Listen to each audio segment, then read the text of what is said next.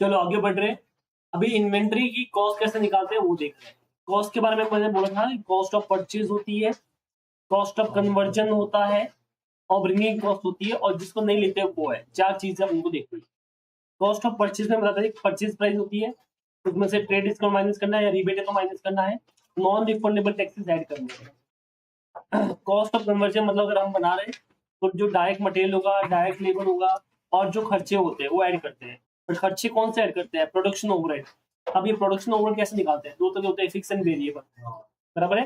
अब मान लो अगर अपने को पर यूनिट चाहिए तो हम क्या करते हैं, जैसे मान लो फॉर एग्जांपल वेरिएबल ओवरहेड है। मान लो मेरा खर्चा हुआ है, पहले बताओ फिक्स और वेरिएबल में क्या क्या फर्क होता है? Overhead, fix overhead and variable overhead.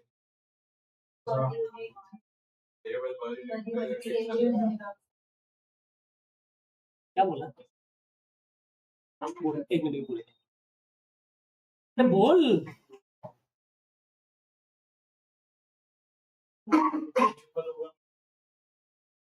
कैसे चेंज होगा? उसका मन करेगा तब चेंज होगा ऐसा? तो कैसे चेंज होगा वही तो पूछ रहा हूँ। जैसे लाइट बिल भी तो मेरा चेंज हो रहा है, लास्ट महीने अलग था, इस बार लाइट बिल अलग था, तो चेंज तो हो रहा है ना। फिक्स हो रहा है, वेरिएबल हो रहा है। लाइट बिल वेरिएबल है।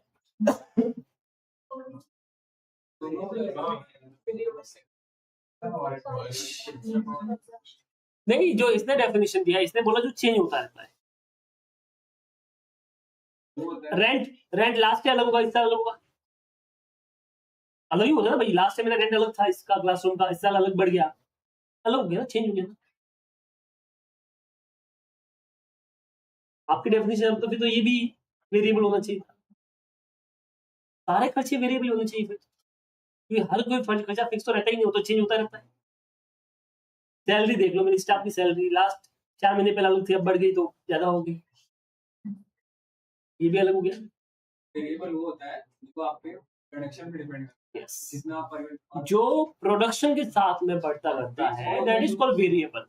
और जो फिक्स जो पीरियड वो प्रोडक्शन से, ऐसा बोले जिसके प्रोडक्शन से लेना देना नहीं है।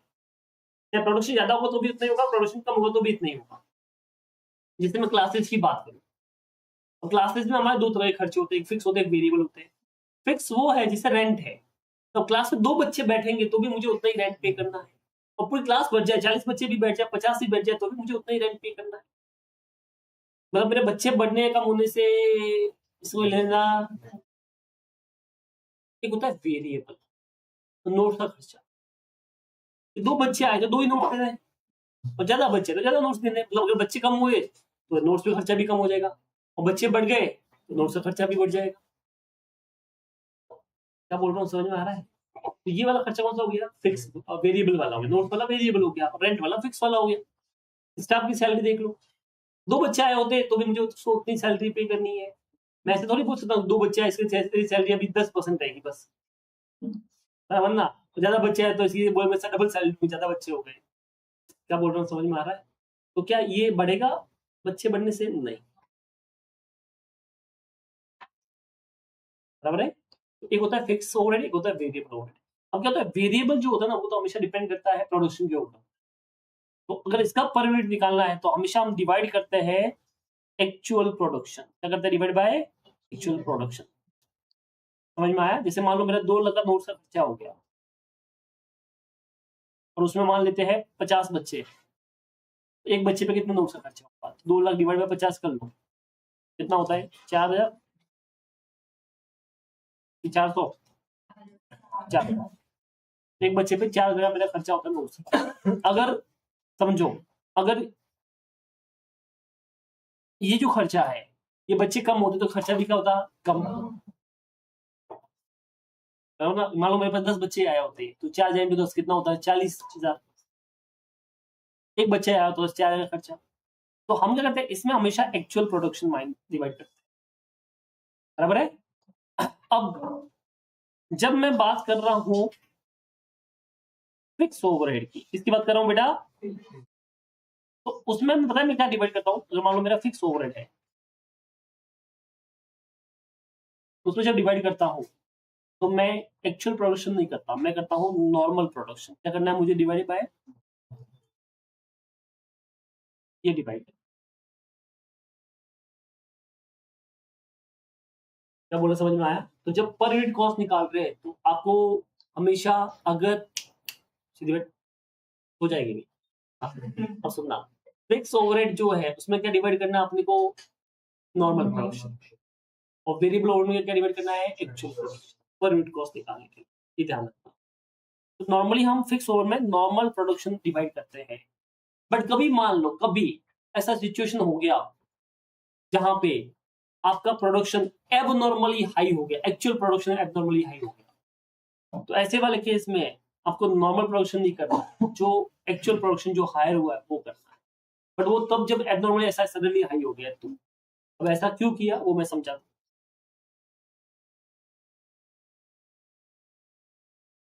चलो मान लेते हैं मेरा काम है इस बोतल को बनाने का, अपन बोतल के मैन्युफैक्चर, अपने को इसमें कुछ चीजें लगती है, जैसे सबसे पहले लगता है मटेरियल, प्लास्टिक। ठीक है, तो मान लेते हैं मैं यहाँ पे लिखता हूँ मटेरियल, डायरेक्ट मटेरियल। मान लेते हैं इस बोतल को एक बोतल को बनाने में मुझे 10 रुपए का मटेरियल लगता है, उसको दिक्कत है नहीं। तो इसको जो लेबर का खर्चा होगा, जो कन्वर्जन का खर्चा होगा लेबर वाला, तो डायरेक्ट लेबर लगेगा इसमें। मान लेते हैं 2 रुपए का लेबर लगता है। कितना लेबर लगता है? 2 रुपए। अब मुझे इसमें ओवरहेड ऐड करने हैं। अब ये ओवरहेड दो तरह होता है, मैंने बोला एक तो होता है फिक्स, एक होता है वेरिएबल। पहले मैं वेरिएबल ओवरहेड दिखा देता हूँ, बराबर है। अब वेरिएबल ओवरहेड मेरे टोटल हुए हैं 1 लाख रुपए के। कितने हुए बेटा? पर मैंने प्रोडक्शन 10,000 यूनिट किया है, एक्चुअल प्रोडक्शन। तो मुझे बताओ कितना हो गया वेरिएबल ओवरहेड? 10 रुपए। अब बात करते हैं फिक्स ओवरहेड की। फिक्स मतलब क्या? रेंट, आपका सैलरी, बराबर है। तो अब ये कैसे निकालेंगे? तो अब इसमें क्या होगा, मान लेते हैं मेरे स्टाफ, रेंट, ये सबका मिला के 2 लाख रुपए होता है। कितना होता है? 2 लाख। अब 2 लाख में क्या डिवाइड करना चाहिए?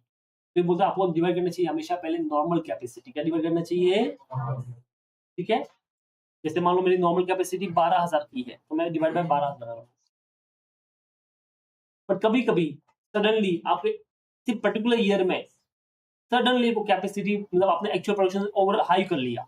अब मैं से मान लो इसका इस बार प्रोडक्शन अपना 16,000 यूनिट हो गया, अब मैं डिवाइड पर कितना करूंगा? 16। बाकी अदरवाइज नॉर्मल करता, बट क्योंकि इस बार हाई हो गया तो वो 16,000 का। तो समझ में आया? नहीं यार, नहीं समझ में आया। तो दूसरा तरीका,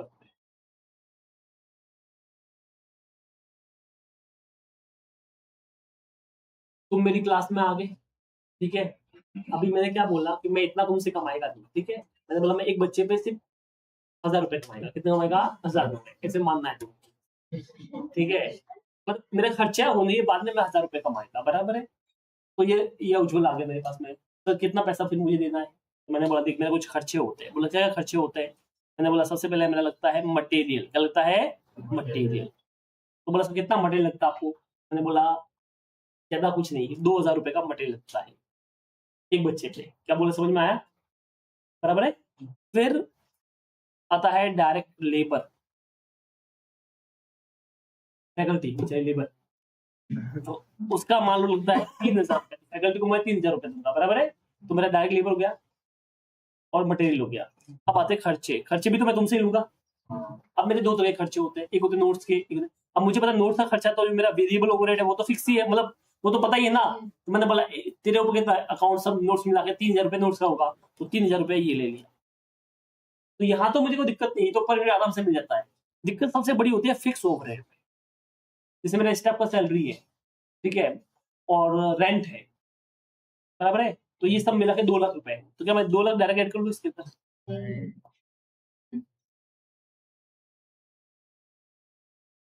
इसको भी पर यूनिट निकालना पड़ेगा। तो वही बोल रहा हूँ, इसका पर यूनिट कैसे निकालेंगे जब आपको इस तरह से हिसाब करना है तो, बराबर है। तो हम क्या कहते हैं 2 लाख डिवाइड बाय, बराबर है। अब मुझे यहाँ पे नॉर्मल कैपेसिटी लेनी है। क्या लेनी है? बराबर है, एक्चुअल नहीं, नॉर्मल लेनी है। अगर मान लो मेरे एक्चुअल में से 2 बच्चे ही आए, तो फिर तो मैं 2 लाख डिवाइड 2 के 1 लाख रुपए इससे ले लूंगा, तो ऐसे मर जाएगा, अरे सर ये क्या बात हुई। तो क्या बोलेगा नॉर्मली सर आपकी कितनी कैपेसिटी होती है, मैं बोला नॉर्मली 50 बच्चों की कैपेसिटी होती है, तो सर डिवाइड बाय 50 कर लो। तो अब इसका फिक्स ओवरहेड 4 डाल लूंगा। अब मैंने बोल दिया तेरे पास 4 और 3 7 और 3 10 और 2 12, तो 12,000 रुपए प्लस मेरा कितना प्रॉफिट था 1,000 रुपए का, 13,000 रुपए से लूंगा फीस का। हम बात करेंगे डिवाइड कैसे किया आपने 50 का, वो बात कर रहा हूँ, बराबर है। तो मान लो मेरी क्लास में 2 ही बच्चे आए, तो क्या मैं ज्यादा पैसे से ले सकता हूँ, पर अगर नॉर्मल कैपेसिटी क्लास की 50 है, फिर भीड़ भीड़ में बिठा के इस बार 70 बिठा दिए, तो ये क्या बोले सर अब 50 नहीं अब 70 करो। क्या बोले समझ में आया? अरे हाँ कि ना, क्योंकि ये क्या बोले सर मैंने ना इतनी भीड़ में बैठा हूँ, मेरी हालत खराब हुई है, तो ये कम होना चाहिए ना। अरे समझे नहीं समझे? तो इसने बोला सर 70 कर लो, फिर तो अभी देखो कम हो गया। कितना कम हो गया इसका फीस चेक करो, 28। अच्छा क्या ये हर बार भीड़ बस्ती वाला होता होगा कि एक बार 2 बार कभी रैंडमली कभी कभी होता, कभी कभी होता होगा? तो मैं ऐसा नहीं बोल सकता कि मुझे हमेशा एक्चुअल और नॉर्मल विच इज हायर दिखता, मतलब तो वही निकल रहा है, बट नॉर्मली मैं नॉर्मल कैपेसिटी बोलता, बट कभी एबनॉर्मली सडनली अपना ज्यादा एक्चुअल से ज्यादा मतलब जो आप एक्सपेक्टेड था उससे ज्यादा आपने कर लिया, ओवर कैपेसिटी यूज कर लिया आपने, तो ऐसे वाले केस में आपको हायर बार देगा। ठीक है, अब इसका एक और लॉजिक बता देता हूँ, ये तो थोड़ा बहुत इस तरह से हो गया, अब थोड़ा सा अपन दूसरी वे से समझ लेते हैं। मान लेते हैं आपको अपने बैलेंस शीट में स्टॉक दिखाने का है, एक क्लोजिंग स्टॉक आपकी बैलेंस शीट में आएगा, और ये स्टॉक आपका ट्रेडिंग पीरियड में भी आएगा, आएगा कि नहीं आएगा? चलो अब समझिए मैं क्या बोल रहा हूँ, कि जैसे अपन बोतल बना रहे हैं, ये बोतल मैंने कुछ करता है, इसमें मैंने बोला डायरेक्ट मटेरियल मान लो लगता है 3 रुपए, डायरेक्ट लेबर लगता है 2 रुपए। अब आते हैं ओवरहेड, अब इसमें मैंने बोला एक तो आता है वेरिएबल ओवरहेड, वो तो एक्चुअल पे ही होगा, अगर मान लो आपने कोई प्रोडक्शन किया ही नहीं तो ये खर्चा होना ही नहीं है, जैसे नोट का खर्चा, एक भी बच्चा नहीं है तो नोट का खर्चा कैसे होगा, पॉसिबल ही नहीं है। ठीक है, तो ये मान लेते 2 रुपए। अब मजा इसमें है फिक्स ओवरहेड, यही समझना है। अब मैंने क्या बोला ध्यान से सुनना, अब इसमें मेरे अच्छा यहां तक की कॉस्ट पहले टोटल मार दो, 3 और 2 5 और 2 7। अब आपको इसमें क्या ऐड करना है बेटा, फिक्स ओवरहेड। अब मैंने क्या बोला, मान लेते हैं अज्यूम करते हैं फिक्स ओवरहेड मेरा 20 है, कितना है 20, मान लेते हैं फिक्स ओवरहेड। अब इसमें ये कुछ कुछ तो ऐड करना है, ध्यान रखना ये कुछ तो ऐड करना है, दिखते बाद में। यहाँ पे मान लेते हैं कि मेरा फिक्स ओवरहेड 20 का है, बराबर है।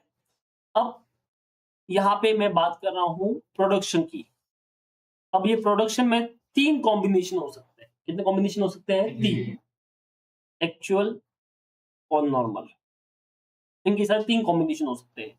पहला, एक्चुअल भी मान लेते 10 आया और नॉर्मल भी 10 आया। दूसरा, एक्चुअल मान लेते 10 आया, नॉर्मल मान लो 12 आया। एक्चुअल 10 आया और नॉर्मल 8 आया। 3 कॉम्बिनेशन, आप कैसे भी घुमाओ 3 कॉम्बिनेशन हो सकते हैं, ज्यादा हो सकते नहीं है। अरे हाँ कि ना, चलो अब सुनना मेरी बात, ठीक है, जैसे इसको भी ऐसा करना तो ऐसा करो, नॉर्मल 12 ये लो 8, बस। अब सुनो, ये 3 कॉम्बिनेशन मेरे हो सकते हैं, अब तीनों कॉम्बिनेशन को डिवाइड करना है। पहला वाला केस में आप कोई भी डिवाइड कर लो, कुछ फर्क पड़ने वाला, क्या बोला समझ में आया? पहले वाले में कोई भी डिवाइड, कुछ फर्क नहीं पड़ने वाला है। दूसरे वाले में आप 20 डिवाइड बाय क्या करना पसंद करोगे, 10 की 12? 12, ये बोला नॉर्मल प्रोडक्शन हमेशा डिवाइड करना चाहिए, कितना करना चाहिए नॉर्मल 12, कितना करना चाहिए 12, क्या बोला समझ में आया? अच्छा वो दोनों सेम सेम हो गए ना, हाँ ये लो बस, हाँ ठीक है। अब देखो, तो आपको क्या करना चाहिए, 12 करना चाहिए था, तो मैंने 12 कर लिया। अब मुझे बताइए यहाँ पे मेरा जो क्लोजिंग स्टॉक आएगा वो उसकी वैल्यू कितनी होगी, 7 तो पहले था ही था, 20 डिवाइड बाय 12 कर दो, करो कितना होता है, करो फिर से 1.67। तो अब आपका क्लोजिंग स्टॉक की वैल्यू होगी 8.67, मान लो 1000 यूनिट बचे तो 1000 इंटू 8.67 कर लो, ये तुम्हारा क्लोजिंग स्टॉक। अब तीसरा कॉम्बिनेशन देख लो, अगर इसमें भी अगर मैं 12 करता हूं तो आपकी जो कॉस्ट है वो 1.67 आती है, पर एक्चुअल में मैंने जो प्रोडक्शन किया है वो 15 का किया है, 15। तो अब मुझे बताओ कितना दिखाऊंगा मैं, 1.33। इसका मतलब अब जो कॉस्ट आएगी 8.33 और जो पहले कॉस्ट आई थी वो 8.67 आई। अगर अगर आपने 15 नहीं दिखाया, अगर आपने 15 नहीं दिखाया, अगर आपने 12 दिखाया तो आपने अपने क्लोजिंग स्टॉक को ओवर वैल्यू किया। आपने अपने क्लोजिंग स्टॉक को इतना दिखाया हुआ है 8.67, जबकि रियल में कितना हुआ है 8.36। बराबर है। तो आप क्या चाहोगे, अपने क्लोजिंग स्टॉक को ओवर वैल्यू करना कि अंडर वैल्यू करना? दोनों नहीं करना चाहोगे, बट ज्यादा खराब कैसा है, कौन सा है, over value under value? Over value, profit ज्यादा खराब है ना। तो अगर आप यहाँ पे अगर आप 15 नहीं लेते, अगर आप 12 ही लेते तो ओवर वैल्यू ज्यादा, क्योंकि सच में होना ही नहीं चाहिए, आपको ओवर वैल्यू होना ही नहीं चाहिए था। तो इसके लिए हम देखो, अच्छा दूसरा कॉम्बिनेशन देख लो ये वाला। अगर तुम बोलते हो कि इसमें सब 10 ले लो, क्या ले लो 10, ये वाला कॉम्बिनेशन में अगर मैं 10 लेता तो मेरा यहाँ पे 2 आता, बराबर है। और अगर मैंने 12 लिया तो 12 में कितना आता 1.67। तो अब मुझे बताओ मेरा ज्यादा कितना आता है स्टॉक 2 लेने पे, इसलिए मुझे कौन सा लेना चाहिए था, 10 ले तो 2 आया और 12 ले तो 1.67 आया। 12 लेंगे ना, क्योंकि मुझे अपने स्टॉक को ओवर वैल्यू दिखाना चाहिए। आपने कॉस्टिंग में पढ़ा होगा एब्जॉर्प्शन कॉस्टिंग, उसने देखा ओवरहेड कैसे एब्जॉर्ब करते हैं। हाँ, तो वो जो एक्स्ट्रा वाला पार्ट है वो पीएनएल में ट्रांसफर होता है, वही तो रूल है, वही चीज है। ठीक है, अब मुझे बताइए हम क्या करेंगे, इसका मैं इसका फॉर्मूला बनाऊंगा इसका कि भाई हमको फिक्स ओवर में क्या डिवाइड करना चाहिए। हम ऐसे बोलेंगे कि देखो वेरिएबल में तो हमेशा एक्चुअली डिवाइड होगा, उसमें कोई श्योरिटी है, उसमें कोई दिक्कत ही नहीं है। बट फिक्स ओवर में क्या होता है, हम एक्चुअल नहीं कर सकते। ठीक है, हम क्या करेंगे, नॉर्मल कैपेसिटी कौन सी लेनी है, always a normal capacity. But कभी एक्चुअल में ज्यादा हो गया एज कंपेयर टू नॉर्मल, जो कि होना बहुत कम चांस है, ऐसा बहुत कम चांस होता है कि आपने जो नॉर्मल कैपेसिटी उससे एक्चुअल में कर लिया, ज्यादा कर लिया, बट हो गया है। तो ऐसे वाले केस में हमको कौन सा लेना चाहिए, नॉर्मल की एक्चुअल, तो एक्चुअल लेना चाहिए, क्योंकि हमको अपनी स्टॉक की वैल्यू ओवर करनी। ठीक है, तो ये यहाँ पे दे रखा है कि जब भी आप प्रोडक्शन ओवर लेते हो आपको कौन सी कैपेसिटी पे लेना है बेटा, एट नॉर्मल कैपेसिटी। पर नीचे स्टार लिखा है, स्टार को अगर पढ़ते हो तो यहाँ पे दे रखा है कि ऑन नॉर्मल कैपेसिटी आपको लेना चाहिए ओवर को। However in the period of abnormally high production, ठीक है, the amount of fix production overhead allocated to each unit of a production that is the actual production. हम अपने लिए इसको बोल सकते हैं एक्चुअल या नॉर्मल, व्हिचएवर इज अपने समझने के लिए बोल सकते हैं। बट एग्जाम में अगर आपको नॉर्मल मिल जाए तो नॉर्मल लो, बट अगर एक्चुअल में नॉर्मल से भी हाई हो जाए तो कौन सा लेना है, एक्चुअल वाला। समझने के लिए हम बोल सकते हैं व्हिचएवर इज हाई लेना है। ठीक है, चलो अब इसके ऊपर ही क्वेश्चन करना है।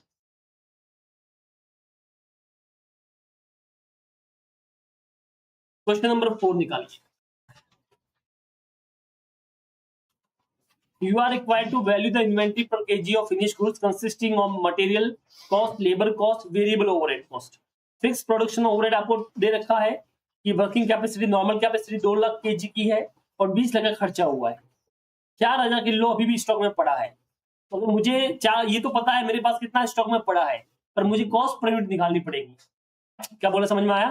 देखो अगर मुझे करना है कैलकुलेशन ऑफ, ध्यान से समझना, मुझे कैलकुलेशन ऑफ क्लोजिंग स्टॉक करना है। अब मेरे पास क्लोजिंग यूनिट पड़ी है, अगर मैं इनकी कॉस्ट पर यूनिट निकाल दूं पर यूनिट की, तो कितना वैल्यू होगा वो निकलेगा 4000 यूनिट मेरे पास में पड़ी है। अब मुझे सिर्फ कॉस्ट पर यूनिट निकालनी है कि एक मेरे पास में 4000 बोतलें पड़ी है, अगर मुझे एक बोतल की कॉस्ट मिल जाए तो मल्टीप्लाई बाय 4000 कर लूंगा तो मुझे मेरा क्लोजिंग स्टॉक मिल जाएगा। तो अभी मुझे एक की कॉस्ट निकालनी है तो calculation of cost per unit करनी है।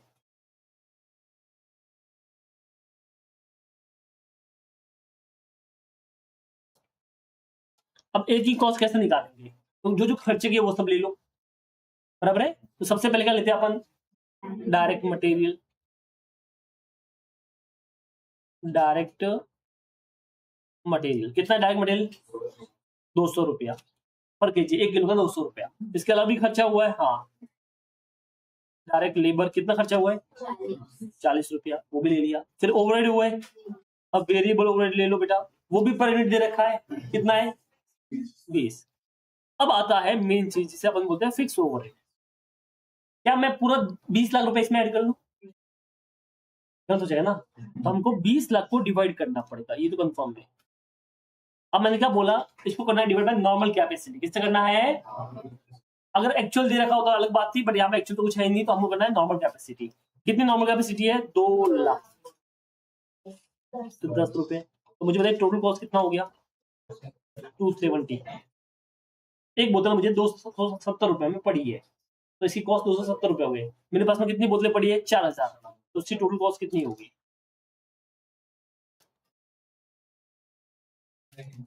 10,80,000।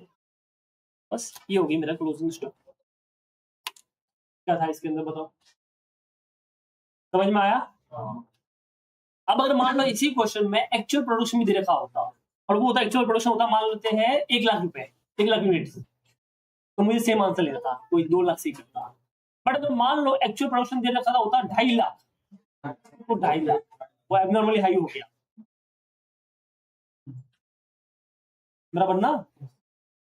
अरे भाई जैसे अपनी क्लास में अगर मैं बताऊं कि क्या कैपेसिटी है, तो मुझे वो भी बोले, मैं बोले नॉर्मल कैपेसिटी 50 की, बराबर है। तो मैं डिवाइड कर रहा हूँ, तो मान लो मेरे पास 30 बच्चे आए, तो मैं 50 से डिवाइड करूंगा, क्योंकि मेरे दिमाग में तो वही खर्चा चल रहा है 60 से। पर कभी कभी मान लो 70 बच्चे आ गए सर, और मैंने बिठा दिया, बराबर है। तो अब मैं डिवाइड कितने से करूंगा? 70 से, क्योंकि अब मेरी कॉस्ट कम हो जाएगी ना, बच्चे बढ़ गए तो कॉस्ट क्या हो जाएगी? बराबर है। पर जो बच्चे कम हो गए तो कॉस्ट कम थोड़ी होगी, वो तो वेरिएबल हो गया, फिक्स वाली तो उतनी रहने वाली है। चलो कॉपी कर लो।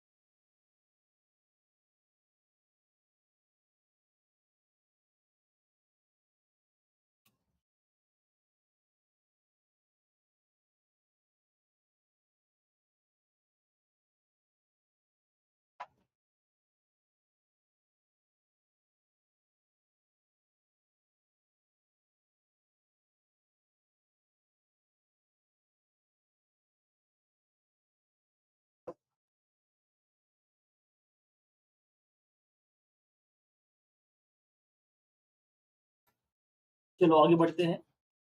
तो क्वेश्चन नंबर 4 हो गया, 5 हो चुका है, 6 भी हो चुका है, 7 वाला करना है, 7 वाला बाद में करते हैं। 8 वाला भी हो चुका है, और 9 वाला भी नहीं करना है।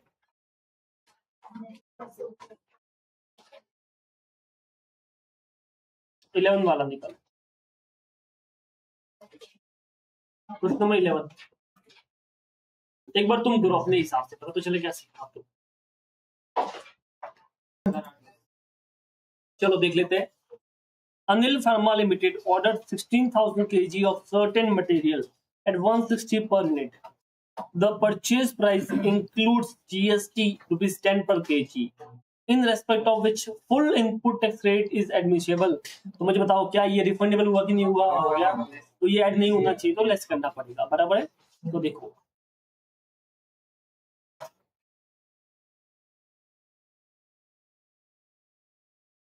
Calculation of cost per unit. सबसे पहले आपके पास में क्या है? Purchase price. हाँ भैया कितना परचेज प्राइस था? 160। कितना था? 16,000। तो 16,000 kg हमने लिया इंटू रुपीज 160 ना। कितना पैसा दिया टोटल? कितना? 29 लाख 25 लाख 60,000, बराबर है। बट इसमें से आपको माइनस करना है जो जीएसटी जिसका इनपुट क्रेडिट अवेलेबल था।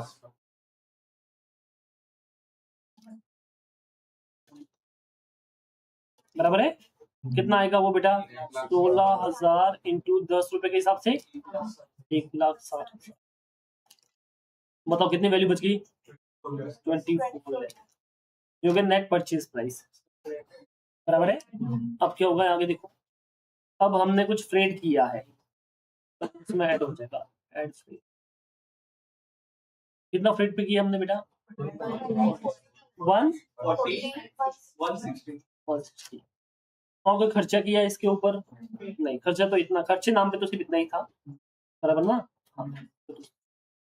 अब मुझे बताइए टोटल कॉस्ट कितनी होगी मेरी? 25,40,60। This is my total cost अब तक की। तो मुझे पर यूनिट कॉस्ट निकालने में निकाल सकता हूँ। हाँ, तो कॉस्ट पर यूनिट,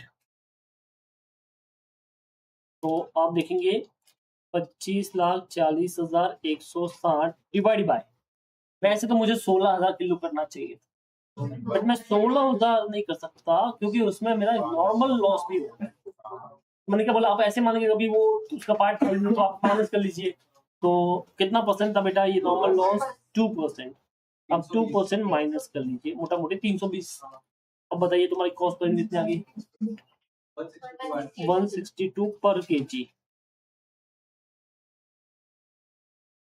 क्या बोला, समझ में आया? अब आपके पास दो चीज है, एक एबनॉर्मल लॉस निकालना है तो वो पहले निकाल देते हैं। एबनॉर्मल लॉस, कितना एबनॉर्मल लॉस हुआ? कुछ बोला क्वेश्चन में? डायरेक्ट तो नहीं बोला, बट मुझे ये पता है कि मैंने अगर 16,000 केजी माल लिया है उसमें से 2% का नॉर्मल लॉस है तो कितना बचना चाहिए था? 15,680। बट मुझे जो मिला है 15,500 मिला है, कितना नॉर्मल एबनॉर्मल हो गया? 180 केजी का एबनॉर्मल लॉस हो गया। और इसकी मैं वैल्यू निकालू तो 180 इंटू 162 29 160 रुपीज, ये मेरा एबनॉर्मल लॉस हो गया। क्या बोला, समझ में आया? अरे भैया एक का मुझे कितने में, 1 किलो कितने में पड़ा? 162 में। मेरा लॉस कितना हुआ है? तो मैंने 16,000 किलो लिया, उसमें 2% का नॉर्मल लॉस था, तो मतलब मेरे हाथ में 15,680 आना चाहिए था, बट उसमें से 15,500 ही आया है। तो रास्ते में कहीं तो खो गया। कितना खो गया? 180 किलो। तो एक का 162 है, 180 कितना हो गया? मल्टीप्लाई कर दो, काम हो गया। अरे समझे? अब इसने एक और चीज पूछी है, what is your closing stock? तो एकदम बड़ा सिंपल है, क्लोजिंग यूनिट निकाल दो into cost per unit multiply कर दो। अब क्लोजिंग यूनिट कैसे निकालेंगे? तो देखो अपने हाथ में 15,500 आया था, उसमें से कितना 13,600 बेच दिया, 1,900 बचा पड़ा है, इंटू एक का 162, 3,07,000 ये क्लोजिंग स्टॉक हो गया। बस देखा तो, बोलो समझ में आया? कितने लोगों का यही आंसर आया? ठीक है, करो कॉपी। चलो ये हो गया तुम्हारा क्वेश्चन नंबर 11।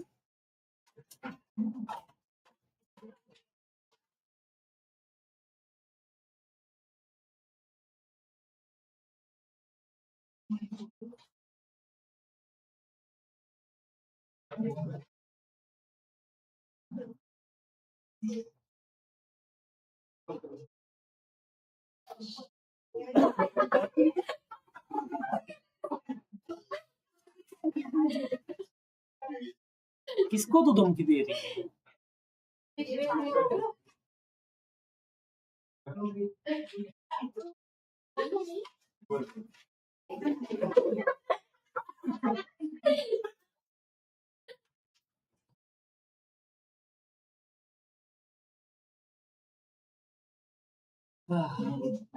करने है ये लोग।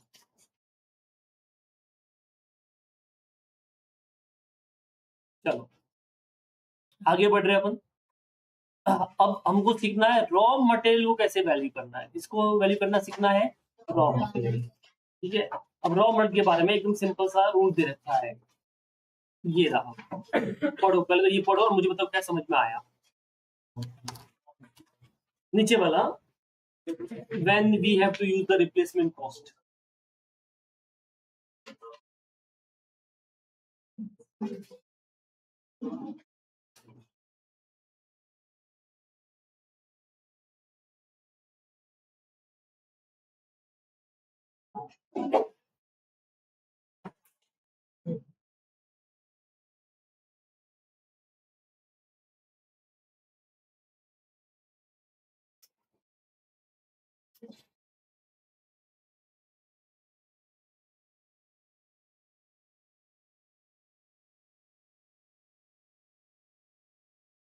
क्या समझ में आया? जब आप बेचोगे तो आप एक्सपेक्ट कर रहे हो उसको आप रॉ मटेरियल कॉस्ट पे बेचोगे या उससे ज़्यादा बेचोगे, आपको रॉ मटेरियल कॉस्ट पे वैल्यू करना है। तो आपको लग रहा है कि आप जो फिनिश बेचने वाले हो कॉस्ट से बेचोगे तो आपको वैल्यू करना ठीक है,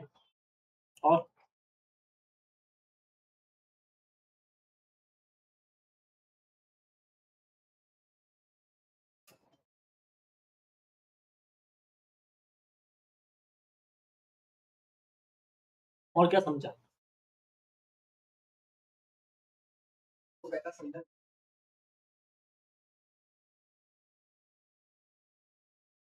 चलो अभी सुनो, काफी हद तक सही बताया कि देखो क्या होता है, नॉर्मली हम जो रॉ मटेरियल होता है ना उसको कॉस्ट पे वैल्यू करते हैं। किस पे वैल्यू करते हैं? कॉस्ट।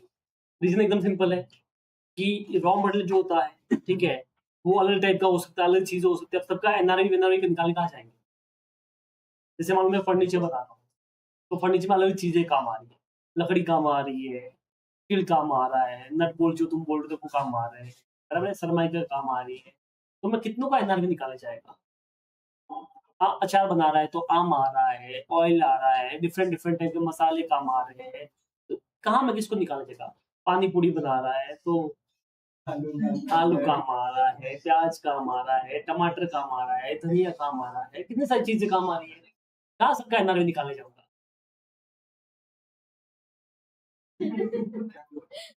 आलू टमाटर के भाव याद आ गए? क्या हुआ? ज्यादा की पानी पूरी की? पानी पूरी टमाटर नहीं रहता है, पक्की बात, मैं दिखा दिया था तुझे। जो हमारे इधर जो प्याज काटे ना, प्याज के अंदर टमाटर काटे डालते हैं, छोटा सा एक।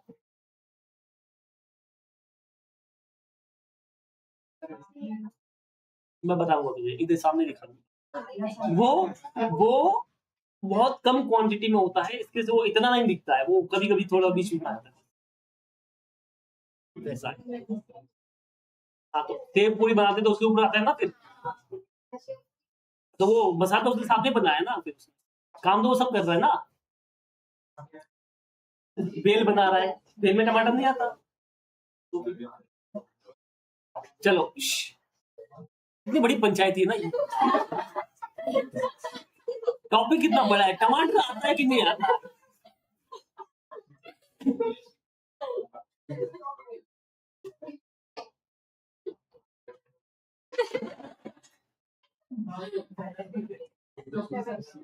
पढ़ना बहुत बड़ा मुद्दा है ये वाला, तो हम अपन इसको बाद में डिस्कस करेंगे, ठीक है। तो अभी आप इन सब का एनआरवी निकालने कहाँ जाओगे? मतलब कई बार क्या होता है, जब आप प्रोडक्ट बना रहे होते हो तो उसमें बहुत ज्यादा रॉ मटेरियल यूज होता है, अलग टाइप का होता है, तो ये काफी मुश्किल होता है उसका एनआरवी निकालना। तो नॉर्मल रूल ये है कि आपको उसके एनआरवी निकालनी नहीं, आपको जितने मिल जाए उतने भी वैल्यू करना है, मतलब कॉस्ट पे ही वैल्यू करना। क्या बोले, समझ में आया? बट मान लेते हैं कि कभी ऐसा हो गया कि तुम्हारा जो फिनिश गुड्स है वो घटिया निकल गया, और फिनिश गुड घटिया कब हो सकता है कि जितना उसको बनने में खर्चा आया है, उसकी जो कॉस्ट लगी है उससे भी कम में वो सेल हो, इसे बोलते घटिया माल। कि बनने में, बोतल को बनाने में लगे 100 रुपए, बट बोतल सेल होगी 80 रुपए में, तो लॉस वाली हुई कि नहीं हुई? तो ये ऐसा कब पॉसिबल है? जब आपका माल क्या हो गया, घटिया होगा, तभी पॉसिबल है। तो ऐसे वाले केस में ये बोलते हैं कि ये रॉ मटेरियल जो बोतल बनी है वो किससे बनी होगी? रॉ मटेरियल से बनी होगी। तो अगर फिनिश गुड्स घटिया निकला तो ये भी हो सकता है कि तुम्हारा रॉ मटेरियल भी क्या होगा? घटिया। तो ऐसे वाले केस में आपको उसके एनआरवी का कंपैरिजन भी करना चाहिए। क्या बोला, समझ में आया? नॉर्मली बार बार करना, नॉर्मली हम कॉस्ट पे ही करेंगे, ये पंचायती में करना ही नहीं है। बट अगर तुम्हारा फिनिश गुड्स घटिया निकला, मतलब फिनिश गुड जो है वो कॉस्ट से भी कम पे सेल हो रहा है, तो इसका मतलब वो गुड्स अच्छा नहीं था, लॉस वाला गुड्स हो गया। तो इसका मतलब हो सकता है कि आपका जो रॉ मटेरियल है वो भी लॉस वाला होगा। तो ऐसे वाले केस में आपको रॉ मटेरियल को भी चेक करना पड़ेगा। अब रॉ मटेरियल चेक किससे, कॉस्ट तो हमको पता ही है हमने कितने में लिया, हमको चेक किससे करना है, एनआरवी से। अब क्वेश्चन ये उठता है कि उसकी एनआरवी कैसे निकालेंगे, क्योंकि एनआरवी का मतलब होता है एस्टिमेटेड सेलिंग प्राइस। अब मुझे बताओ, क्या हम उस रॉ मटेरियल को बेचने वाले हैं? जैसे मैं क्या फर्नीचर बेचता कि मैं लकड़ी बेचता है, फर्नीचर ना, तो लकड़ी का भाव क्या होगा मुझे क्या पता, कितना पैसा मिलेगा। मैं आम का अचार बेचता है तो आम कितने में सेल होगा वो मुझे कैसे पता होगा। मैंने आम लिया हुआ 2 महीने पहले, 3 महीने पहले, मैंने रख ली हुई 5 महीने पहले, 6 महीने पहले, तो वो लकड़ी को थोड़ी मैं बेच रहा हूँ, मैं तो इसको बेच रहा हूँ फर्नीचर को। क्या बोला, समझ में आया? अब मैंने ये बोतल बना के बेचता हूँ, मेरे पास प्लास्टिक पड़ा है जिससे बनता है, बहुत सारा प्लास्टिक पड़ा है। अब ये मेरी बोतल घटिया निकली तो सस्ते में सेल होगी, बराबर है। तो मेरे पास प्लास्टिक पड़ा है, तो प्लास्टिक का एनआरवी कैसे निकालूंगा? प्लास्टिक थोड़ी मैं बेचता हूँ, मैं तो बेचता हूँ बोतल बेचता हूँ ना, तो प्लास्टिक तो मैं बेचता ही नहीं हूँ। आप एस्टिमेट सेलिंग प्राइस कैसे निकालोगे? तो ये बोलता है ऐसे वाले केस में आप क्या करना, उसका रिप्लेसमेंट कॉस्ट यूज करना। क्या यूज करना? रिप्लेसमेंट अब cost. What's the meaning of replacement cost, कि भाई आज वो प्लास्टिक कितने में मिलता है, ये तो पता कर सकते हो ना, ये जो प्लास्टिक आपके पास पड़ा है वो आज कितने में मिलता है, तो उसका नाम क्या होगा? Replacement cost. हम निकाल लेंगे रिप्लेसमेंट कॉस्ट। जैसे मैंने आम ले रखे बहुत सारे आम, बराबर है, डिफरेंट डिफरेंट टाइप के अचार बनाने के लिए। तो अब क्या हुआ, वो आम मेरे पास में पड़े हैं। अब मैंने आम लिए थे 100 रुपए किलो, तो मेरा रॉ मटेरियल भी 100 रुपए किलो पे ही दिखेगा। हाँ, एक सिचुएशन ऐसी हो सकती है यहाँ पर मुझे टैली करना पड़ेगा, वो है कि अगर मेरा आम का अचार घटिया निकला, अगर आम का अचार घटिया निकला तो मुझे आम का भी वैल्यू चेक करना पड़ेगा। पर आम तो मैं कभी मार्केट में बेचता ही नहीं हूँ, मैं तो अचार बेचता हूँ, तो आम की वैल्यू मुझे क्या पता कितनी होगी। तो ऐसे वाले केस में मैं रिप्लेसमेंट कॉस्ट निकालूंगा, मतलब मैं फोन करूंगा कि ये आम आज कितने में मिल रहा है, बोला 80 रुपए में, बोला ठीक है, मेरा रॉ मटेरियल 80 रुपए हो, बराबर है। तो इसने वही बोला है, जो क्या बोल रहा है, as per AS2 material and other supply held for use in production of inventories, इसको शॉर्ट में बोलते हैं रॉ मटेरियल। क्या बोलते हैं इसको? ये वो एक्सप्लेनेशन दे रखा है, मतलब मोटा मोटी इसका मतलब है raw material. Raw material are not written down below cost, ये मतलब रॉ मटेरियल का कॉस्ट से कम पे वैल्यू करना नहीं है। If finish product in which they will be incorporated are expected to be sold at or above cost, अगर तुम्हारा फिनिश गुड जो है वो कॉस्ट ज्यादा में सेल होने वाला है, मतलब अगर फिनिश गुड्स अच्छा निकलता है तो तुमको कॉस्ट पे वैल्यू करना, उससे कम करना। तो मोटा मोटी हम ऐसे बोलेंगे, नॉर्मली हम रॉ मटेरियल को कॉस्ट पे वैल्यू करते हैं, बराबर है।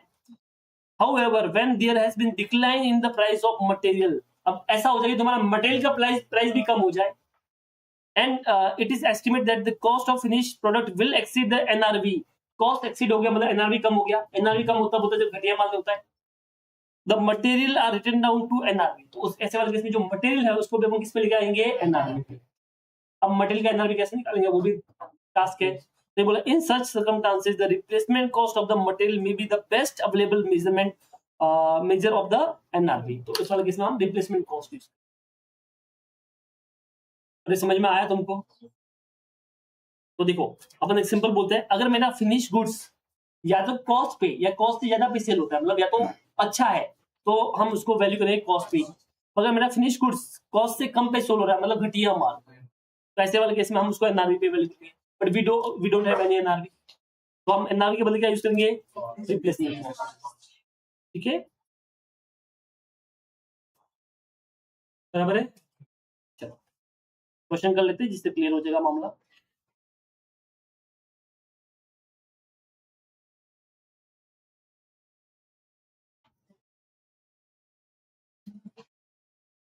Question number 9,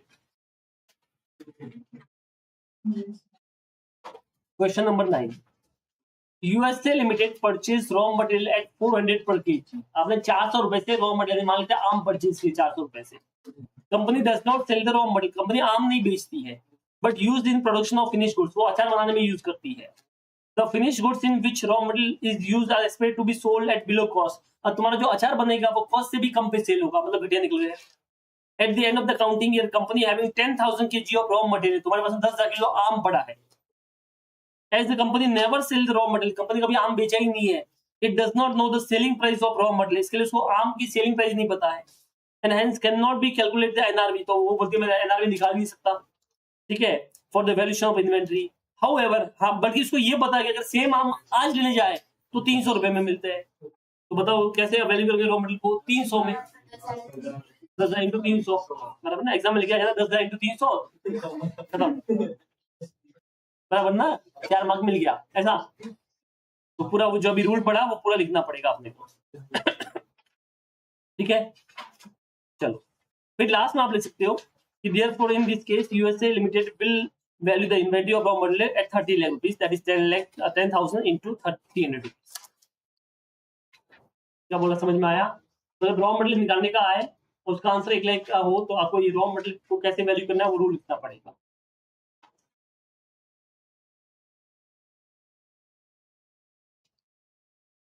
done. चलो क्वेश्चन नंबर 10 ऑलरेडी हो चुका है, विश्वजीत का फेवरेट।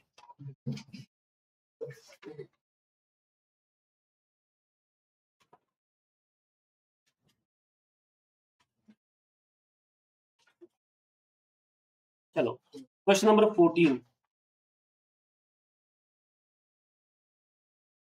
अच्छा क्वेश्चन है, इंपोर्टेंट मत करना।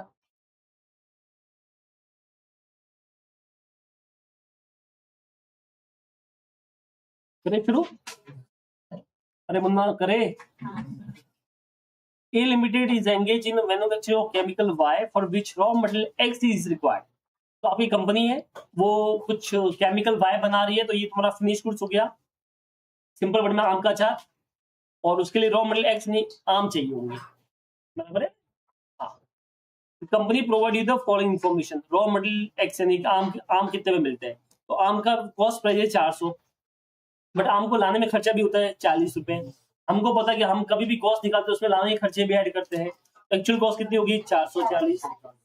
अब अगर आम को बेचा जाए तो आज उसकी वैल्यू रिप्लेसमेंट कॉस्ट 320 है, मतलब आज ये आम इतने में 320 में मिलता है, एक तरह से एनआरवी भी बोल सकते हैं इसके। अब ये बात की हमने सब आम की रॉ मटेरियल की, अब फिनिश गुड्स की बात करते हैं, अचार की बात करते हैं। अचार मटेरियल कंज्यूम, कितना मटेरियल उसमें कंज्यूम होगा 440 का, डायरेक्ट लेबर कितना है 120, वेरिएबल ओवर कितना है 80, एडिशनल खर्चा कितना है, तो टोटल फिक्स ओवरहेड 4 लाख का है और नॉर्मल कैपेसिटी 25,000 यूनिट की है, तो क्या हम पर यूनिट निकाल सकते हैं? हाँ। अब ये लास्ट में होता है क्लोजिंग में क्या बचा है, तो तुम्हारे पास में आम भी बचे हैं 1000 और जो अचार है वो भी बचा है 2400, तो रॉ मटेरियल एक्स भी है और केमिकल वाई भी है, आपको क्लोजिंग स्टॉक निकालना है। अच्छा लास्ट में इसने बोला है कि जो एनआरवी और केमिकल वाई है, अचार की जो एनआरवी है वो दे रखी है 600। क्या बोला, समझ में आया? अब कैसे निकालेंगे वो देख लो, क्या प्रेजेंटेशन करना है, कैसे करना है वो जरा अपन लिख सकते हैं।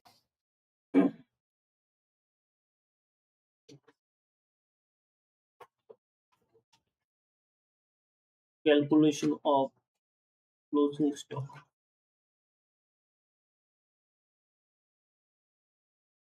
पर्टिकुलर, इसमें दो चीज आएगी मेरे पास में, एक तो आएगा क्लोजिंग स्टॉक, एक आएगा रॉ मटेरियल, ठीक है। WIP तो है ही नहीं, दो चीज मेरे पास में है। अब इनकी एक तो मुझे निकालनी है कॉस्ट, एक मुझे चाहिए NRV या रिप्लेसमेंट कॉस्ट भी चलेगा, दोनों का मतलब सेम ही होता है ना। हाँ, फिर आपको करना है लोअर ऑफ कॉस्ट और NRV, बराबर ना, फिर फाइनल आंसर आ जाएगा। अब मल्टीप्लाई बाय यूनिट्स कर लेना, चलो चाहिए,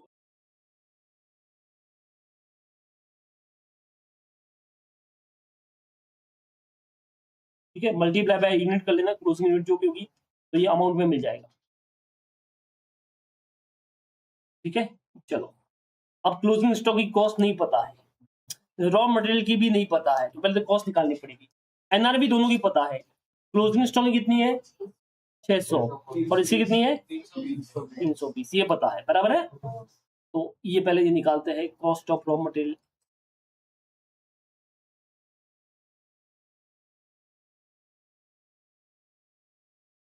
चलो कैसे निकालेंगे कॉस्ट ऑफ रॉ मटेरियल, तो आप देखिए आपके पास में परचेज प्राइस तो है ही है, बराबर ना उसकी, ये रही cost price 400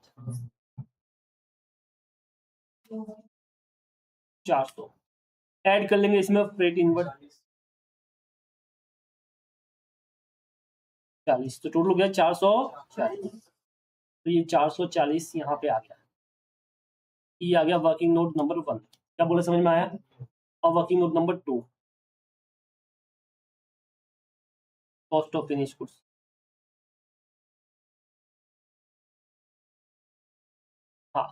start with the material, कितना है 440, फिर डायरेक्टली करो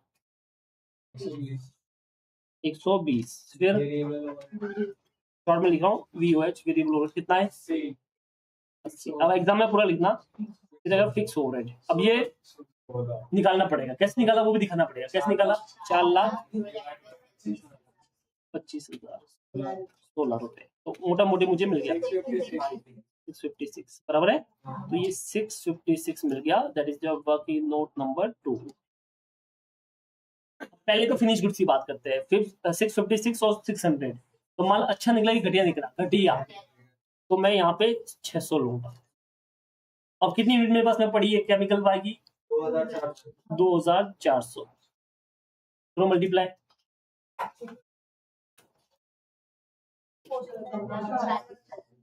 40,000। अब क्योंकि मेरा फिनिश गुड्स घटिया निकला है तो मैं कॉस्ट पे वैल्यू नहीं कर सकता, तो मैं कॉस्ट पे करता हूँ, तो अब मुझे वैल्यू करना पड़ेगा विचेवर इज लोअर। तो अब मेरा लोअर कौन है 320, तो अब 320 कितना यूनिट पड़ा है 1000, तो 3,20,000 ये हो गया। तो टोटल बताओ कितना होता है 60, 60,60,000। इस तरह से मेरा क्लोजिंग स्टॉक आएगा।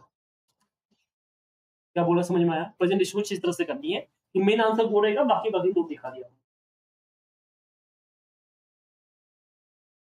बोलो, किसी को डाउट है आप बोल सकते हो। कॉस्ट पे होता, फिर अपन ज्यादा ही नहीं है, फिर अपने को लिखना ही नहीं है कुछ।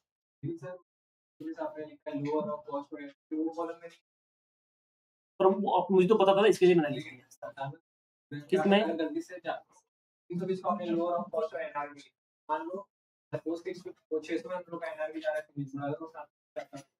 तो मैंने कहा बताया, अगर आपका फिनिश कुछ अच्छा है तो आपको चेक ही नहीं करना है ना, फिर तो बात ही खत्म होगी। अपने तो इस क्वेश्चन के हिसाब से करते हैं ना। हाँ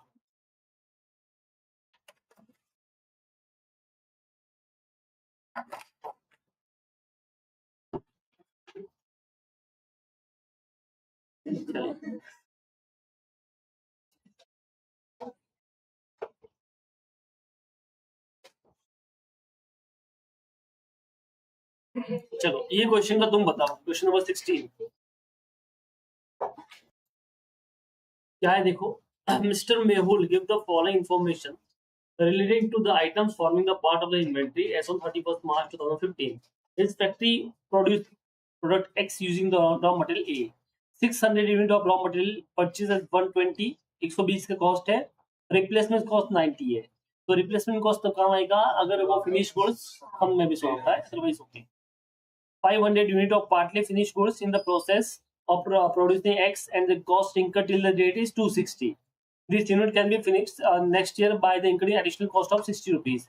तो ये कॉस्ट ऑफ कंप्लीटेशन हो गया, फर्दर कॉस्ट, ये एस्टिमेट सेलिंग प्राइस में से माइनस होगा।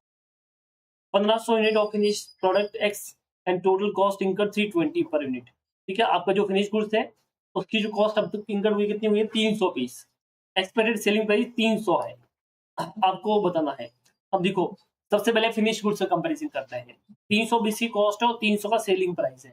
सेलिंग प्राइस में अभी cost of competition finish goods में माइनस नहीं करते हैं और ना कोई कॉस्ट ऑफ सेल है, तो ये तो सीधा कंपैरिजन हो गया 320 और 300, विच एवर लोअर 300, तो 300 इंटू जितना भी 1500 है, तो 300 इंटू 1500 कर लो 4,50,000। तो फिनिश गुड्स का तो वैल्यू तो मिल गया। अब बात है रॉ मटेरियल की। रॉ मटेरियल की कॉस्ट इंकर्ड है आपकी कितनी है बेटा, sorry raw material WIP cost incurred है 260। अभी ये कॉस्ट इंकर्ड है, ये कॉस्ट है, अभी हमको इसकी एनआरवी चाहिए। इसकी एनआरवी देखो फिनिश गुड्स तो 300 है ही है, अब इसमें से भी और खर्चा होने वाला है, कितना खर्चा होने वाला है 60 का, तो एक्चुअली में 240 का एनआरवी हो गया। तो विच एवर लोअर 240 इंटू कितना 500 करो 1,20,000, ये डब्ल्यूआईपी का हो गया। अब चलते हैं फिनिश गुड्स पे। तो फिनिश गुड्स में क्योंकि अभी रॉ मटेरियल पे फिनिश गुड्स तो क्योंकि सस्ते में सेल हो रहा है तो आपको इसको एनआरवी पे वैल्यू करना पड़ेगा जो रिप्लेसमेंट कॉस्ट है, तो 600 इंटू 90 54,000, तो टोटल हो गया 54, 1,20,000 और 45। और क्या बोला समझ में आया? तो देखो कैसे निकालेंगे। रॉ मटेरियल 600, कॉस्ट है 120, एनआरवी और ये अपना ये हो गया विच एवर लोअर 54,000 बराबर है।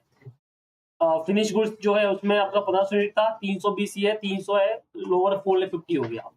इसकी मैं बात करूं तो कॉस्ट है 260, ये 300 में से आपने 60 माइनस किया तो 240 आपको मिल गया एनआरवी, 1,20,000 पे आ गया, 6,24 मैंने तो 4,50,000 लिखा था, 300 नहीं, कितनी थी, 1500 थी क्या, हाँ मैंने मल्टीप्लाई कर दिया, 1500 था और इसका वैल्यू 300 था। बोलो समझ में आया ये वाला। तो अभी तक जो किया वैसा ही है, इसमें कुछ खास नहीं है, ठीक है। पढ़ लो आंसर, कुछ डाउट है तो बताओ।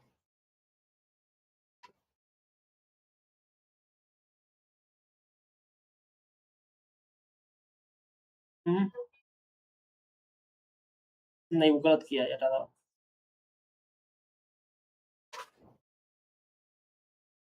ये इतना लाइन हटा दो।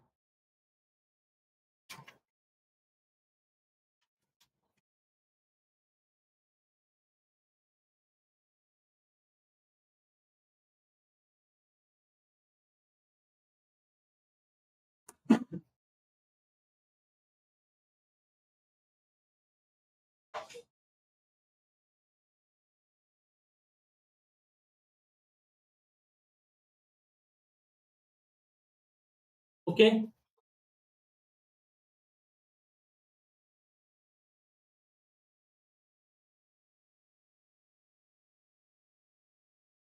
समझे ना। देखो सबसे पहले फिनिश गुड्स को कंपैरिजन कर लो। फिनिश गुड की कॉस्ट है बेटा 320, उसका एनआरवी है 300, तो लोअर पे वैल्यू होगा 300 पे, इनटू 1500 यूनिट है तो एक का 300 तो 1500 का 4.5 लाख हो गया, बराबर है। अब बात करें डब्ल्यूआईपी की, डब्ल्यूआईपी के कॉस्ट है 260, एनआरवी अभी तक है नहीं, बट हमको पता है 300 पूरे का एनआरवी है, बट क्योंकि आधा है तो कंपैरिजन नहीं हो सकता, इसके लिए पूरे को आधे पे लेके आएंगे, तो जो खर्चा होने वाला है 60 का वो माइनस कर लो। तो अब इसकी जो एनआरवी है वो मिल गई 240, कॉस्ट 260 तो लोअर हो गया 240 इंटू 500 120। रॉ मटेरियल की कॉस्ट 120 है, रिप्लेसमेंट कॉस्ट है 90। अब हमें पता है कि फिनिश गुड्स घटिया है तो रॉ मटेरियल घटिया होगा, तो इसके लिए हमने विचेवी लोअर ले लिया, फिर विचेवी लोअर में 90 आ गया, 90 इंटू 600 कर लिया 54,000। अरे बोलो समझा, यहाँ तो किसी को डाउट है तो बोल सकते हो। आगे बढ़ रहे, question number 17।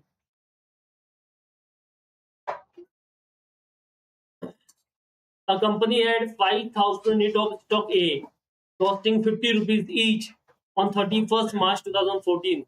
Out of this stock, 3,000 units are to be supplied under the firm contract at 45 each. Show how the valuation will be done of such stock when the general selling price is 49 and general selling price is 52. इसमें दो question है, पहले आपको same question को solve करना है 49 की selling price लेके, फिर दूसरी बार सेम क्वेश्चन सॉल्व करना है 52 के लेके। पहले 49 देख लेते हैं, तो इसको दिमाग में से निकाल देते हैं 2 मिनट के लिए। अब मुझे बताइए आपके पास में कितनी यूनिट है, 5,000 की कॉस्टिंग है, एक की 50 रुपया, बट उसमें से 3,000 का तो कॉन्ट्रैक्ट फिक्स हो गया 45। तब इसकी कुछ भी वैल्यू हो, आपका कॉन्ट्रैक्ट तो फिक्स हो चुका है तो 45, तो 3,000 जो है उसका तो आपका हमेशा 45 ही लेना है। तो 3,000 इंटू 45 कितना होता है, 1,35,000 तो फिक्स हो गया। अब जो बची हुई 2,000 है उसमें आपको लोअर वाला लेना पड़ेगा। अब इसमें कॉस्ट हमको पता है 50 रुपया, अब इसमें जो एनआरवी है वो जो मार्केट रेट है वो लेनी पड़ेगी 49, फिर आप लोगों के लोअर 49 और फिर आंसर आएगा 98,000। क्या बोलना समझ में आया, और इस तरह से टोटल मार दिया। अब अगर मान लो सेम क्वेश्चन में आपकी जो एनआरवी है, मतलब ये बोलते हैं सेलिंग प्राइस, एनआरवी जो है वो 52 होती, कितनी होती, तो पहले 3,000 तो फिक्स ही हो गया, तो वो तो सेम ही लाइन कॉपी पेस्ट करना है, उसमें कोई डाउट ही नहीं है। 3,000 ठीक है, 50 रुपए 45 फिक्स हो गया, ये ले लिया आपने सेम आंसर। बट बचा हुआ जो 2,000 है उसके लिए 50 और किससे कम करेगा, 52 से, तो लोअर है 50 तो उसको 50 के हिसाब से करेंगे, हो गया। समझ में आया मैं क्या बोला, मतलब 3,000 का फिक्स हो गया, तो अब जो रूल फॉलो करना है वो सिर्फ 2,000 पे ही करना है। तो समझा है, नहीं समझा है, पक्की बात है। फिर से बोलता हूँ, मान लो तुम सब मेरे स्टॉक हो, ठीक है, तो वैसे तो मैं सबकी कॉस्ट एनआरवी विच भी लोअर कॉस्ट एनआरवी विच भी लोअर करने वाला था, बट इनका कॉन्ट्रैक्ट मेरा फिक्स हो गया 3000 यूनिट है, इनका 45 के हिसाब से हो गया। अब इनका वैल्यूएशन कुछ भी हो, मतलब बोलते मार्केट में जो बची हुई जो है अपना उसका एनआरवी जीरो भी हो जाए तो अपना कॉन्ट्रैक्ट हो चुका है, तो इसका वैसे तो मुझे फिक्स मिले, तो इस स्टॉक का वैल्यू तो मुझे फिक्स मिल गया। कितना मिलेगा? 1,35,000। तो तुम्हारा वैल्यू तो 1,35,000 ही है, अब चाहे कुछ भी हो फर्क नहीं पड़ने वाला, बट इनका भी कॉन्ट्रैक्ट नहीं हुआ है, तो अब इनका तो वैल्यू चेंज होता रहेगा। अब मुझे कॉस्ट तो फिक्स है, अब एनआरवी चेंज हो रही है। पहले वाले केस में बोला एनआरवी तुम्हारी कितनी है 49, तो हम 49 पे वैल्यू करेंगे, कॉस्ट 50 49। दूसरे केस में बोल रहे 52 होगी, तो विच एवर लोअर 50, तो इनका वैल्यू 50 पे होगा। क्या बोला, समझ में आया? बोलिए, यहां तक किसी को भी कुछ भी डाउट है आप बोल सकते हो। सबको समझ में आया? अरे हाँ कि ना? चलो, ये कौन सा क्वेश्चन हो गया? 17।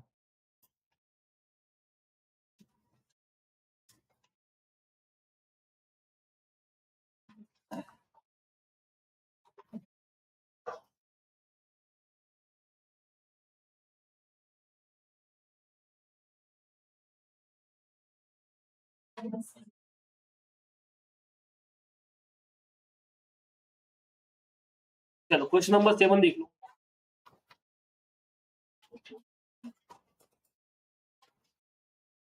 Question number 7। हाँ नहीं होगा, तुम्हारी बुक्स में नहीं होगा, इधर से देख लो। हाँ मतलब नई वाली बुक में नहीं है, पुरानी वाली। CA Hub is the leading distribution of petrol for the month ending June 21. The following information is available. Sales for the month of June was 30,40,000. General overhead is 4 lakh. Opening stock is 10,000 litre at 92. Purchase किया 1 जून को 20,000 litre 90 के हिसाब से, फिर वापस 30 जून को purchase किया है अपन ने 10,000 लीटर 95 के हिसाब से। क्लोजिंग स्टॉक में 13,000 लीटर बचा है। You are required to calculate the following by the FIFO method as per AS2. Value of inventory, amount of COGS and profit or loss. तो पहले तो अपने को इन्वेंट्री निकालना है।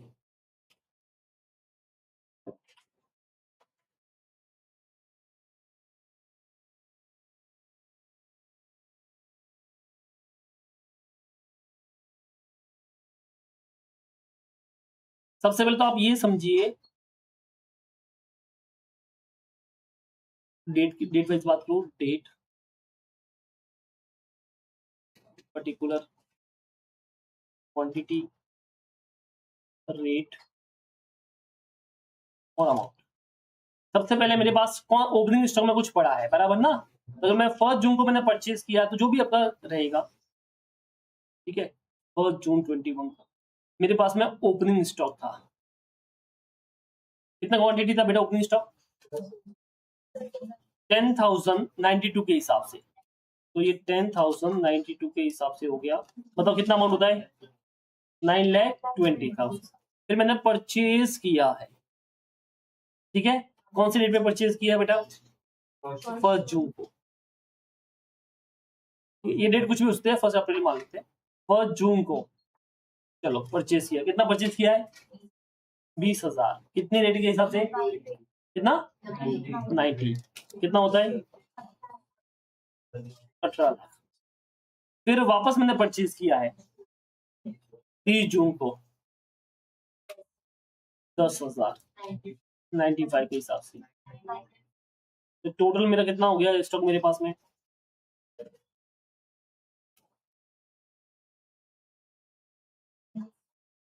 37 लाख 70,000। ये टोटल हो गया मेरे पास कुछ। क्या बोला, समझ में आया? अब ये बोला कि तुम्हारे पास में क्लोजिंग स्टॉक में 13,000 लीटर पेट्रोल बचा है, बराबर है। अब सीधी बात है, आपको इसने बोला कि फीफो मेथड यूज करो। कौन सी मेथड यूज करना है? तो फर्स्ट इन फर्स्ट आउट। तो अगर मैंने टोटल मेरे पास में ओपनिंग में 10 था और मैंने 20 परचेज किया, 10 परचेज किया, तो टोटल परचेज मेरा 40 हो गया। मतलब टोटल मेरे पास में 40 हो गया टोटल। देखो, ओपनिंग स्टॉक प्लस परचेज, बराबर है। तो ओपनिंग में था मेरे पास में 10, परचेज मैंने किया 20, प्लस 10, तो टोटल मेरे पास में अभी 40 हो गया। 40 में से अब इसको करने दो तरीके, 40 में से मैंने कितना 13 बेच दिया, 13 मेरे पास पड़ा है, तो कितना बेच दिया 27,000। अभी 27 ऑब्वियसली फीफो मेथड यूज करनी है, तो मैंने पहले ये बेचा हुआ 10 पूरा, फिर जो 17 है वो इसमें से बेचा होगा, तो 3 तो अभी भी इसमें से पड़ा है और 10 ये पूरा पड़ा है, तो ये निकल गया। एक तो ये तरीका था निकालने का। एक दूसरा ये तरीका होता है कि जब फीफो मेथड यूज करते हैं तो जो लेटेस्ट गुड्स होता है वो अपने स्टॉक में होता है।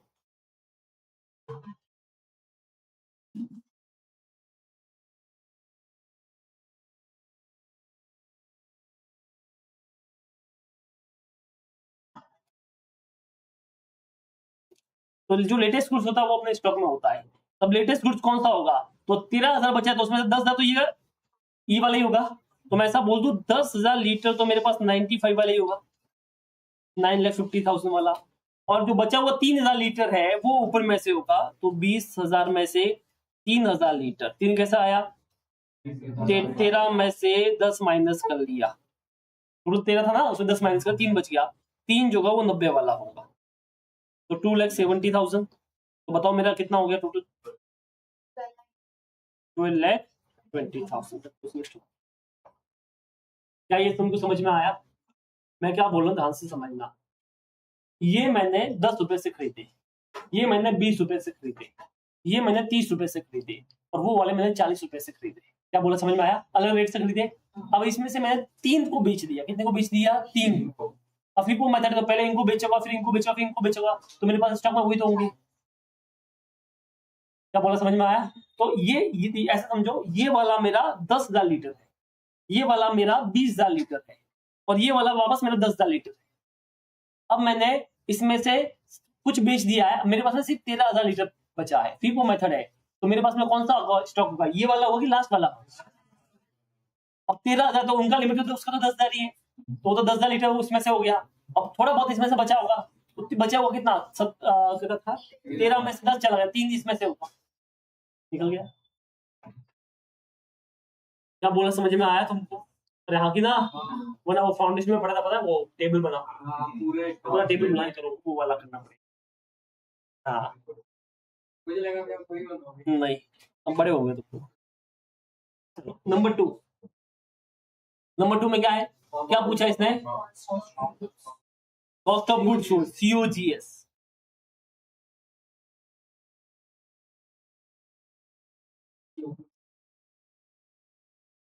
वो तो एकदम सिंपल है, जो बेचा उसकी कॉस्ट, तो जो बेचा है 13,000 वो ऊपर में से ले लो, तो 10,000 इंटू 92,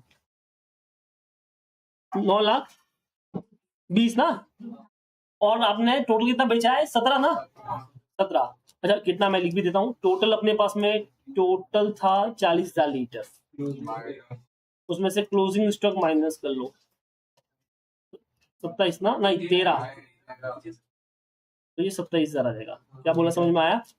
तो 10,000 तो ऑब्वियसली मैंने ऊपर वाला बेचा होगा, और फिर जो बचा वो 17,000 है, 90 के हिसाब से बेचा हुआ, तो कितना होता है 15 लाख टोटल मारो, 24,50,000 COGS।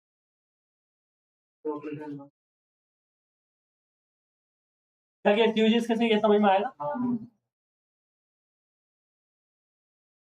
विश्वजीत, समझाए? चलो थर्ड वाला क्या आता है बेटा, हाँ प्रॉफिट और लॉस फॉर द ईयर। तो सिंपल सी बात है, मुझे सेल पता है, कितना सेल किया है, नहीं नहीं सेल 30,40,000। COGS मुझे पता है 24,50,000, तो GP मुझे मिल गया कितना। अब ओवरऑल नेट प्रॉफिट चाहिए, तो इसमें से इनडायरेक्ट खर्चे माइनस कर लो, क्या था इनडायरेक्ट खर्चा, ओवरहेड, जनरल ओवरहेड, कितना है 4 लाख, तो नेट प्रॉफिट कितना हो गया 1,90,000, सॉरी प्रॉफिट बोलो, किसी को डाउट है इसके अंदर तो आप पूछ सकते हो।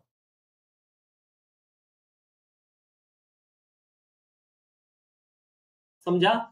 अच्छा, सीओजीएस को एक और तरीके से भी निकाल सकते थे, और कि मेरा जो टोटल स्टॉक है मेरे पास में, टोटल स्टॉक, उसमें से जो क्लोजिंग स्टॉक है वो माइनस कर लूं, तो भी तो बचे हुए जो सेल किया उसका मिल जाएगा। तो मेरे पास टोटल स्टॉक था बेटा, इधर अपन फर्स्ट में लाऊंगा 36,70,000 का, उसमें से क्लोजिंग स्टॉक मेरे पास पड़ा था 12,20,000 का, करो माइनस, तो 24,50,000 ऐसे भी निकाल सकते थे कि भाई टोटल स्टॉक इतना था, इसमें से इतना बच गया तो बचा वो बेच दिया, उसी कॉस्ट, दोनों कॉस्ट पे ही था, तो भी तो निकल गया ना, वैसे भी कर सकते थे। अरे समझे? चलो कॉपी कर लो।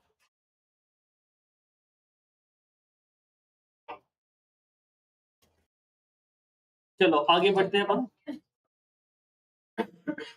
तो क्वेश्चन नंबर 7 भी हो गया बराबर ना, तो आई गेस अपने यहाँ तक सारे क्वेश्चन हो गए हैं। 8, 9, 10 हो गया, 11 हो गया, बिल बाकी है। अच्छा क्वेश्चन है 12 वाला भी, इंपोर्टेंट मार्क कर।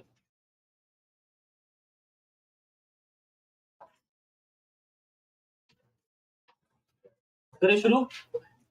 The closing inventory at the cost of the company amounted to 11,38,800 as on 31st March 2020. The following item were included at a cost in the total. तो यहाँ पे ऑलरेडी इन्वेंट्री निकाल के दे रखा है, बराबर है, और ये बोला कि ये कॉस्ट पे इसके अंदर ये चीज इंक्लूड की है। अगर उसका आंसर कॉस्ट ही होता है तो बराबर किया है, बट मान लो एनआरवी होता तो फिर आपने गलत ऐड किया है, तो या तो फिर आप जो आपने ऐड किया तो उसको लेस करके एनआरवी ऐड करो, या फिर जो डिफरेंस है उसका एडजस्टमेंट करो। तो क्या दे रखा देखो, 1,600 unit of coat which had a cost of 150 each. These goods can be sold for 300 each, subject to 5% brokerage on the proceeds. Owing to the defect in the manufacturer, they were all sold after the balance sheet date at 50% of their selling price. क्या किया वो देखो,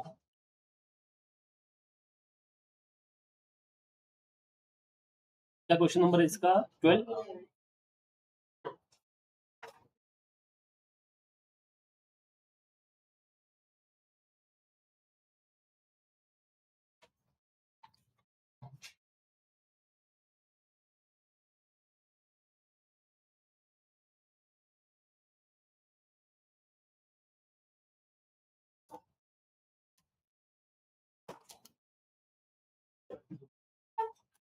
ये closing stock at cost आपको दे रखा है बराबर ना, इसका अमाउंट है 11,38,800।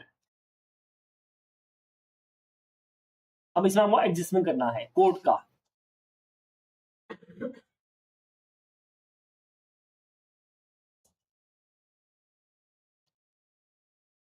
ठीक है, क्या एडजस्टमेंट है वो देख लो। सबसे पहले हमको चाहिए इसकी कॉस्ट, क्या कॉस्ट दे रही है क्वेश्चन में, हाँ 150 कॉस्ट है, तो देखो कॉस्ट 150।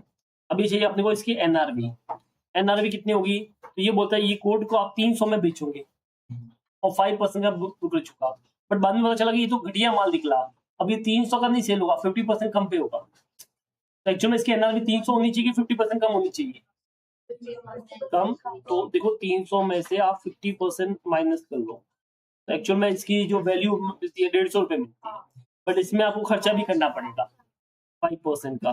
तो बताइए इसकी रियल एनआरबी कितनी आ गई, ये लो। अब आप मुझे बताइए आपने क्या ऐड किया, कॉस्ट ऐड किया कि एनआरबी ऐड किया, कॉस्ट, जब भी करना चाहिए था एनआरबी। अब दो तरीके, या तो कॉस्ट को वापस लेस करो, एनआरबी को ऐड करो, या जो डिफरेंस है उसको एडजस्ट करो। तो मैं डिफरेंस को एडजस्ट कर रहा है, तो मैं ऐसा बोल दूं कि आपने एक्सेस अमाउंट ऐड किया 7.5 per unit excess amount add किया है। कितने कितने यूनिट थे तुम्हारे पास में, 1600, तो कहने लगे आपने 12,000 का एक्सेस अमाउंट ऐड किया है जो आपको रिवर्स करना पड़ेगा। क्या बोल रहा है, समझ में आया? चलो अब दूसरा, एडजस्टमेंट ऑफ ड्रेसेस। क्या होता है ड्रेस के बारे में, 2,000 unit of partly finish set of dresses cost incurred till the date 31st March 2020 is 220 रुपया 220. This unit can be sold in the next year by the incurring additional expenditure of 80 rupees. Expected selling price 310 होगा, subject to the selling expense of 15 rupees. चलो same चीज वापस करनी है. Cost दे रखा, कितनी cost है बेटा? 220. अब इसका एनआरवी चाहिए. एनआरवी कैसे निकालेंगे? तो सर हमको सेलिंग प्राइस तो दे रखा है 310 माइनस 15 रुपए कॉस्ट ऑफ सेल आ गया. बट क्योंकि ये WIP गुड्स है तो हमको एनआरवी के लिए कॉस्ट ऑफ कॉम्पिटिशन भी माइनस करना पड़ेगा. कितना है कॉस्ट ऑफ कॉम्पिटिशन? 80 रुपए. अब इसका रियल एनआरवी कितना आ गया? 215. तो क्या आपने एक्स्ट्रा एड किया कि नहीं किया? किया. तो excess amount 5 rupees per dress. कितनी ड्रेस आपने टोटल बेची है? मतलब पड़ी अपने पास 2000. तो 10,000 आपने एक्स्ट्रा ऐड कर लिए. तो एक्स्ट्रा ऐड किया तो माइनस कर लेंगे. अब मुझे बताओ what is your correct answer? 11,60,000 16,800. This is your closing stock. Correct closing stock. बोलिए क्या ये तुमको समझ में आया? अच्छा, जैसे मैंने क्या बोला, अलग तरीके होते हैं. जैसे हो सकता है कि आप पूरा कॉस्ट माइनस कर लो फिर पूरा एनआरवी ऐड कर लो, वो भी हो सकता था. ऐसे भी कर सकते थे आप. ठीक है, तरीके है ना अलग थे. जैसे मान लो किसी ने ऐसा कर लिया कि सर जो कॉस्ट थी वो हटा देते हैं, तो कॉस्ट आपने ऐड की तो 1600 इंटू 150 जो कॉस्ट होती है वो माइनस कर लेते हैं. फिर जो एनआरवी होगी वो क्या कर लेंगे? ऐड. तो भी वो भी तरीका चलेगा. पर सबसे सिंपल तरीका मैंने आपको दिखा दिया कि आपने 150 ऐड किया है जबकि 142.5 होना चाहिए, तो आपने गलती से ज्यादा एक्स्ट्रा ऐड कर लिया तो इतना माइनस करो. कॉपी कर लो. हो गया? चलो, तो ये तुम्हारा हो गया क्वेश्चन नंबर 12 बराबर ना. अब आइए क्वेश्चन नंबर 13 पे. ऐसा ये कॉस्टिंग में आपने किया होगा. हाँ तो निकालो.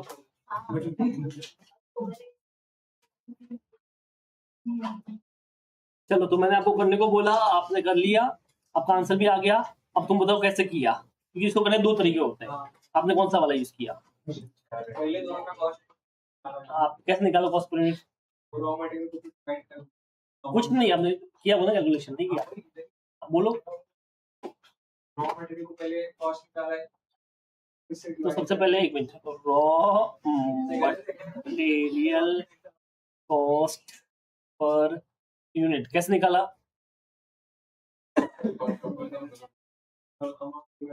कितना बोलो तो 11,000 डिवाइड बाई 1100 तो 10 हो गया. बराबर है. हाँ, फिर फिनिश गुड्स से कॉस्ट निकाला. कितना है? उसको कैलकुलेट किया. ये उसमें ही रॉ मटेरियल 10 आ गया. हाँ, रॉ मटेरियल का 10 आ गया. लेबर ओवरहेड इसमें डाल के 22.5 आएगा फिनिश गुड. वो वही तो मुझे 22.5 कैसे आया, आपको कैलकुलेशन देखना है. मैं बोल तो लेबर का 5.1 आया, डिवाइड करेगा 15,000 से कॉस्ट है. तो रॉ मटेरियल उसमें ऐड करना है. रॉ मटेरियल लिख दिया अपन ने. अब क्या ऐड करो इसमें? लेबर. लेबर ऐड करो 5.1. लेबर क्या कितना है लेबर? रुक जाना, तुझसे पूछा होता है ना.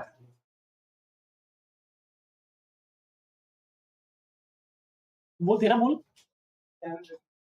अरे यार नहीं, मैंने कहा बोला गलत है. बोल लेबर कैसे निकाला? 15,000 से कितना आया? 5.1. ठीक है. हाँ आगे. 75,000 और मैं भूल गया उसमें परचेज कितना किया था? तो किया था 1,10,000. तो 1,10,000 ऐड कर लो. 1 लाख को डिवाइड करो 10,000. 1 लाख डिवाइड बाय 10 तो परचेज देखा है. चलो ठीक है. तो तेरा गड़बड़ हो रहा है. चलो ठीक है. यही आया था. हाँ ठीक है. चलो हाँ, और किसका आएगा? हाँ भाभी तू बोल रहा था ना कुछ। तो और अभी तो तुमने आंसर बहुत लोगों ने सामने बोला मुझे, तो कैसे लाया? तू छोड़, तेरा हो गया ना। नहीं नहीं, तुम्हारा वो बताओ। हाँ, और किसने लाया था? लाया तुमने? लाया था? ये वन नोटबुक में किया है? ठीक है, प्रूफ है, गलत करेगा तो सही आंसर है। वो बात इम्पोर्टेंट वो नहीं है ना, एग्जाम में अमाउंट चेंज हो गई तो। हाँ, ये किया है? कैसे किया है पता? चलो, opening add purchase minus closing.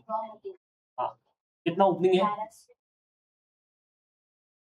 900। कितना हो गया? चलो, ये क्या गया? सीओजी से कंज्यूम।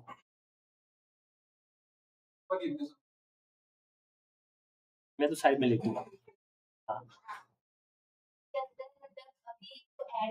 ये क्वांटिटी में है। हाँ, क्वांटिटी अमाउंट में मतलब। अच्छा, ये क्वांटिटी में है ना? के बाद ना मतलब एक यूनिट 10 रुपए, 11,000 डिवाइड बाय 1100, तो 10 रुपए का एक यूनिट है।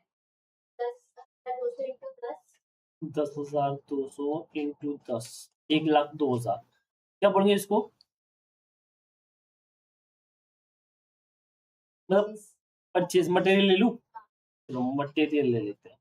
ये मटेरियल हो गया, इसके अंदर लेबर ऐड करेंगे लेबर 7,500, 76,500। ठीक है, और अभी ओवरहेड फॉर्मूला का 75,000 डिवाइड बाय 15, तो 5 रुपए पर असेंबली यूनिट 10,200 तक रॉ मटेरियल का बराबर। हाँ बोल बोल, सही है यार ये। 51,000। ठीक है, कितना हो गया? 29,500। ये टोटल कॉस्ट आ गया बराबर ना, डिवाइड बाय जितना प्रोडक्शन हुआ है। जितना प्रोडक्शन होगा 10,200, तो पर यूनिट कॉस्ट आ गया 22 पॉइंट।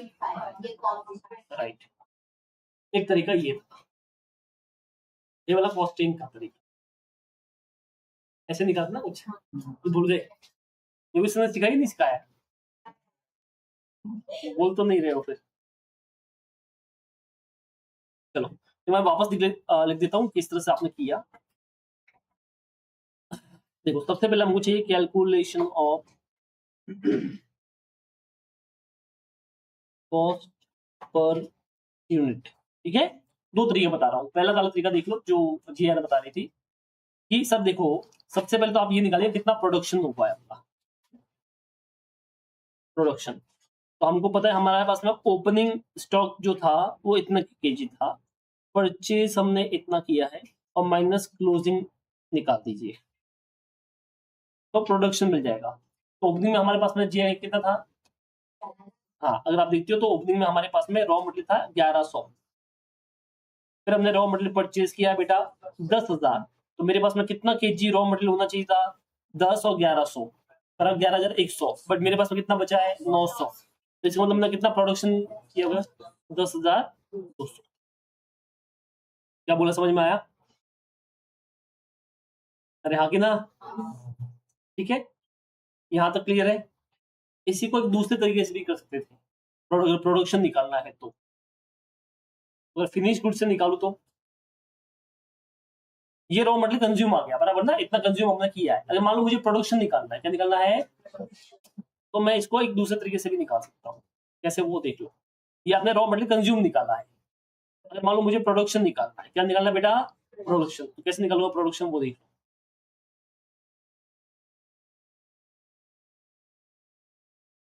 नॉर्मली कितना हमने गुड्स प्रोड्यूस किया है, अगर वो मुझे मतलब कितना बोतल मैंने प्रोड्यूस किया वो निकालना है, तो कैसे निकालते हैं? तो देखो एकदम सिंपल है कि सेल होता है हमारे पास में। अच्छा, मान लो मुझे सेल निकालना है, सेल। सेल कैसे निकालता हूँ? कितनी क्वांटिटी सेल की है वो निकालना है। कैसे निकालते हो? ओपनिंग कितना स्टॉक था मेरे पास में, प्लस परचेज कितना किया है, या प्रोडक्शन कितना किया है, परचेज या प्रोडक्शन बराबर ना, माइनस क्लोजिंग ना। तो हम सेल निकाल सकते हैं। ये परचेज किया तो ये सेल हो गया। देखो वापस समझाता हूँ एक बार। अगर मान लो मुझे मैंने कितनी बोतल सेल की है, मान लो बोतल का बिजनेस करो, मुझे ये निकालना कितनी बोतल मैंने सेल की है क्वांटिटी में। तो देखो अगर मैंने ओपनिंग स्टॉक में मान लेते हैं मेरे पास में 100 बोतल थी, मैंने परचेज की है 200 बोतल या और 200 बोतल बनाई है, तो मेरे पास में 300 बोतल होनी चाहिए। अब मेरे पास में सिर्फ क्लोजिंग स्टॉक में 10 बोतल ही है, तो इसका मतलब मैंने कितनी बोतल सेल की है, जो भी 290 होगी वो सेल की होगी। ऐसा निकाल सकते हैं, नहीं निकाल सकते हैं, निकाल सकते हैं। अब इस क्वेश्चन में देखो, ठीक है, अगर मैं मैन्युफैक्चरर क्या हूं बेटा मैं, तो परचेज के बदले we will use the word production, मैंने खुद बनाई होगी। अरे हाँ कि ना। अब इस क्वेश्चन में सेल अपने पास में है, कितना यूनिट सेल किया मुझे बताओ, 10,000। ओपनिंग क्वांटिटी फिनिश गुड्स की मेरे पास में है, कितनी है, 1000। कितना प्रोडक्शन किया वो मेरे पास में नहीं है, बट कितना क्लोजिंग यूनिट बचा है वो मेरे पास में, कितनी है, 1200। तो मुझे तो क्या मैं प्रोडक्शन कितना मैंने प्रोडक्शन किया क्या वो निकाल सकता हूँ। बताओ कितना प्रोडक्शन किया हुआ, करो घुमाओ, 10,200। तो क्या ऐसे मैं निकाल सकता हूँ मैंने कितना प्रोडक्शन किया होगा, 10,200 kg का मैंने प्रोडक्शन किया होगा। ये समझ में आएगा किया, तो ये बताओ, नहीं आया, ठीक है। तो 10,200 का मैंने प्रोडक्शन किया होगा।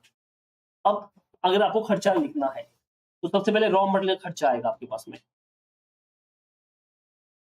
तो मुझे बताओ 10,200 का अगर प्रोडक्शन किया है, एक रॉ मटेरियल कॉस्ट 10 रुपए थी, तो कितना तुम्हारा टोटल रॉ मटेरियल ये खर्चा हो गया, 1,02,000।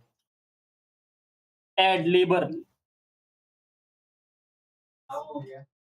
अरे चलो लेबर, लेबर मुझे बताओ 76, उसमें तो दिक्कत ही नहीं है। अब बात करते हैं ओवरहेड की। अब ओवरहेड कौन सा है, वेरिएबल की फिक्स है, फिक्स है। अब फिक्स में थोड़ी सी दिक्कत है, इस तरह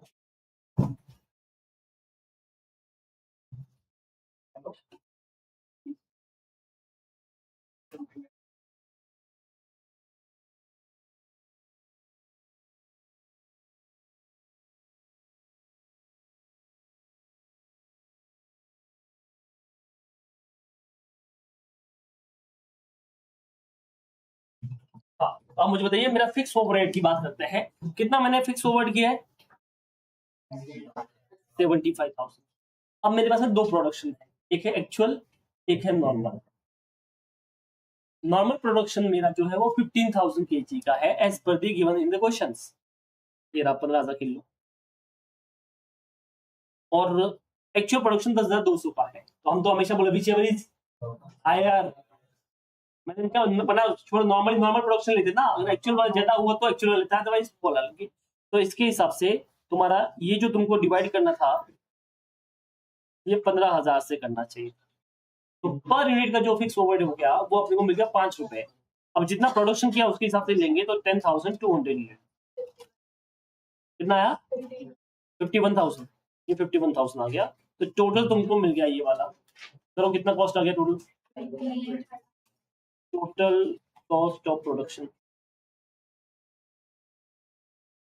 कितना गया, 2,29,500, ये वाला हो गया।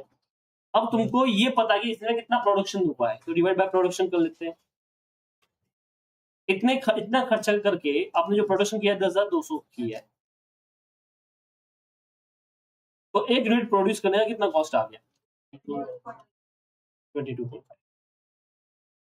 क्या बोला, समझ में आया। एक तो है ये तरीका, एक दूसरा और तरीका है, आप ये भी यूज कर सकते हो। और ठीक है, सबसे पहले आपको कॉस्ट पर यूनिट चाहिए, कुछ कॉस्ट पर यूनिट डायरेक्ट दे रखी है, कौन सी दे रखी है वो देख लो। तो मैं क्वेश्चन देखूं तो मैंने कितना परचेज किया है, तो परचेज रॉ मटेरियल जो मैंने परचेज किया होगा उसकी मुझे कॉस्ट मिल गई, तो कॉस्ट ऑफ मटेरियल, ठीक है। तो डायरेक्ट मुझे पता है 1,00,000 डिवाइड बाय 10,000, 10 रुपए। फिर ऐड करेंगे लेबर। अब लेबर की कॉस्ट पर यूनिट चाहिए, तो लेबर की कॉस्ट कितना, जितना उसने प्रोडक्शन किया होगा उसी बेस पे होगा, तो 76,500 डिवाइड बाय लेबर हर 10,200, जितना बनाएगा उतने पे लेगा, तो 10,200 के ऊपर 7.5, एड फिक्स ओवरहेड, वो मैंने आपको पहले ही बोला कि आपको 75,000 के डिवाइड बाय नॉर्मल प्रोडक्शन करना पड़ेगा, या एक्चुअल अगर हाई है तो हाई वाला, तो ये ले लिया 5, कितना आ गया?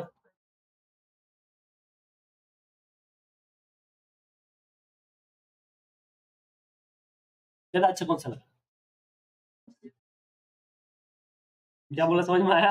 सीधा भाई, मटेरियल लिए 10 रुपए में, लेबर जितना प्रोडक्शन है उस पे लगा, तो एक पे लगे 7.5 का, फिक्स ओवरहेड कितना हो गया? 5 का हो गया, फिर खत्म, 22.5 का हो गया। अब 22.5 का कॉस्ट पर यूनिट हो गया, बराबर है। अभी तो क्या है, अपने को वही वो फॉर्मेट बना लेते हैं, पर्टिकुलर हमको पता है, ठीक है। जैसे अब इसमें दो चीज है, एक तो है क्लोजिंग स्टॉक, एक है रॉ मटेरियल। अब इसमें कॉस्ट हमको पता है, कॉस्ट अभी निकाली, ठीक है, 22.5 की। एनआरवी हमको पता है कितनी है, 20, तो फिर लोअर ऑफ कॉस्ट और एनआरवी कितना का, 20, फिर यूनिट ले लो, कितनी यूनिट बची है? नहीं, 1200, तो अब अमाउंट बता दो, 24,000। अब ले लेते रॉ मटेरियल भी। रॉ मटेरियल की कॉस्ट की बात करें तो हमको पता है 10 रुपए, रॉ मटेरियल 10 में लिए ना, तो इसकी एनआरवी कितनी है, 9.5। अब हमको पता है कि अगर फिनिश गुड्स घटिया निकला तो रॉ मटेरियल भी चेक करना पड़ेगा, तो ऑब्वियसली घटिया निकला है तो 9.5 ही होगा। अब 900 बचा है, 8550, 32,550, ये फाइनल क्लोजिंग स्टॉक। अब तो 2 मिनट का खेल था, मैं नहीं थे कॉस्ट पर निकालना। चलो, क्या बोला, कुछ समझ में आया तुमको? चलो, कॉपी करना तो कर लो।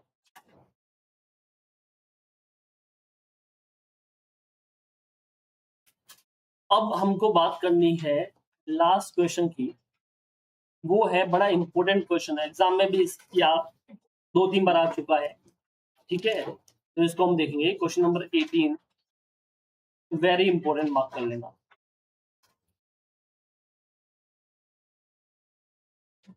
करें शुरू। इसमें हमको बात करनी है जॉइंट कॉस्ट की, किसकी बात करनी है? Joint cost. जॉइंट कॉस्ट क्या होता है वो देख लेते हैं। कई बार क्या होता है पता है, कि मान लो मैं एक प्रोडक्ट नहीं बना रहा हूं, मैं 2 प्रोडक्ट बना रहा हूँ, तो जो खर्चे होते हैं दोनों मिक्स होते हैं, तो ऐसे वाला केस में कैसा होगा, क्वेश्चन से समझते हैं। In the manufacturing process of Visual Limited, one byproduct VP emerges beside the two main product MP1 and MP2. Suppose करना जैसे मैं घी बना रहा हूँ, क्या बना रहा हूँ? घी, मान लेते हैं घी होता है, जब तो खाते हैं ना घी, रोटी, हाँ घी, वो घी बना रहा हूँ, और साथ में मैं बना रहा हूँ, मान लेते हैं मक्खन। तो मेरे 2 काम है, 2 मेरे मेन प्रोडक्ट है, घी और मक्खन।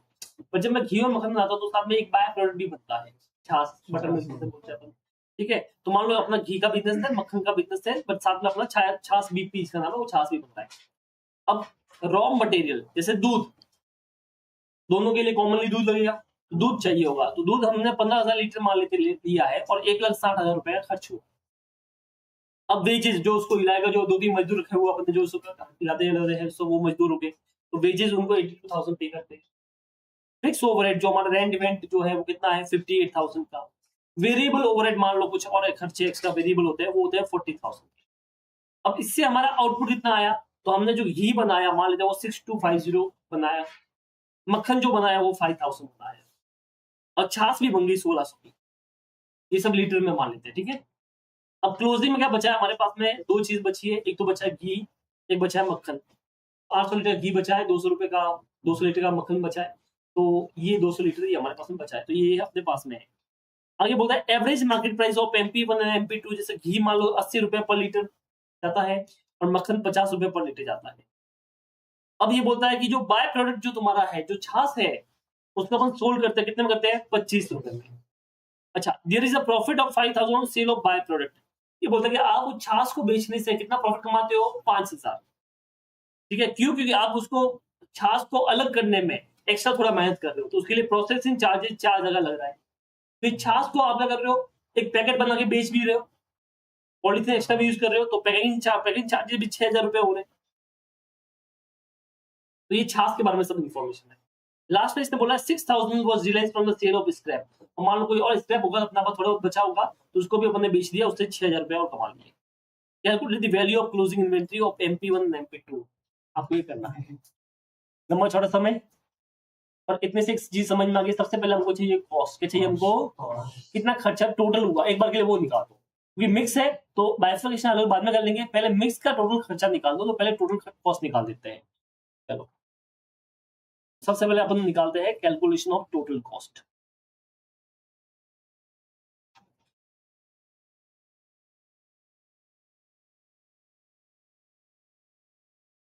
चलो तो बताओ क्या क्या अपने पास में कॉस्ट में आएगा।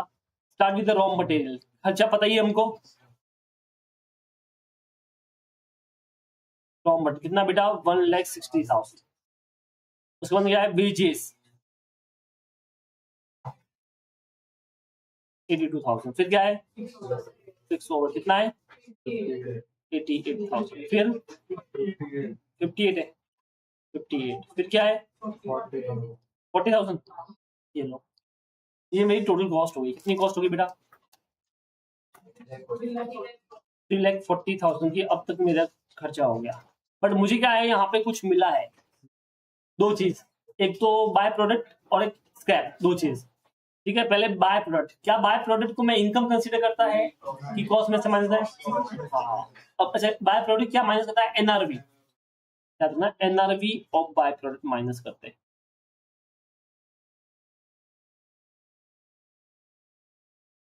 चलो NRV net realisable value of by product minus करेंगे, बाकी चीज नहीं। अब NRV कैसे निकालेंगे बाय प्रोडक्ट की, तो आप इसका ये निकालिए estimated selling price.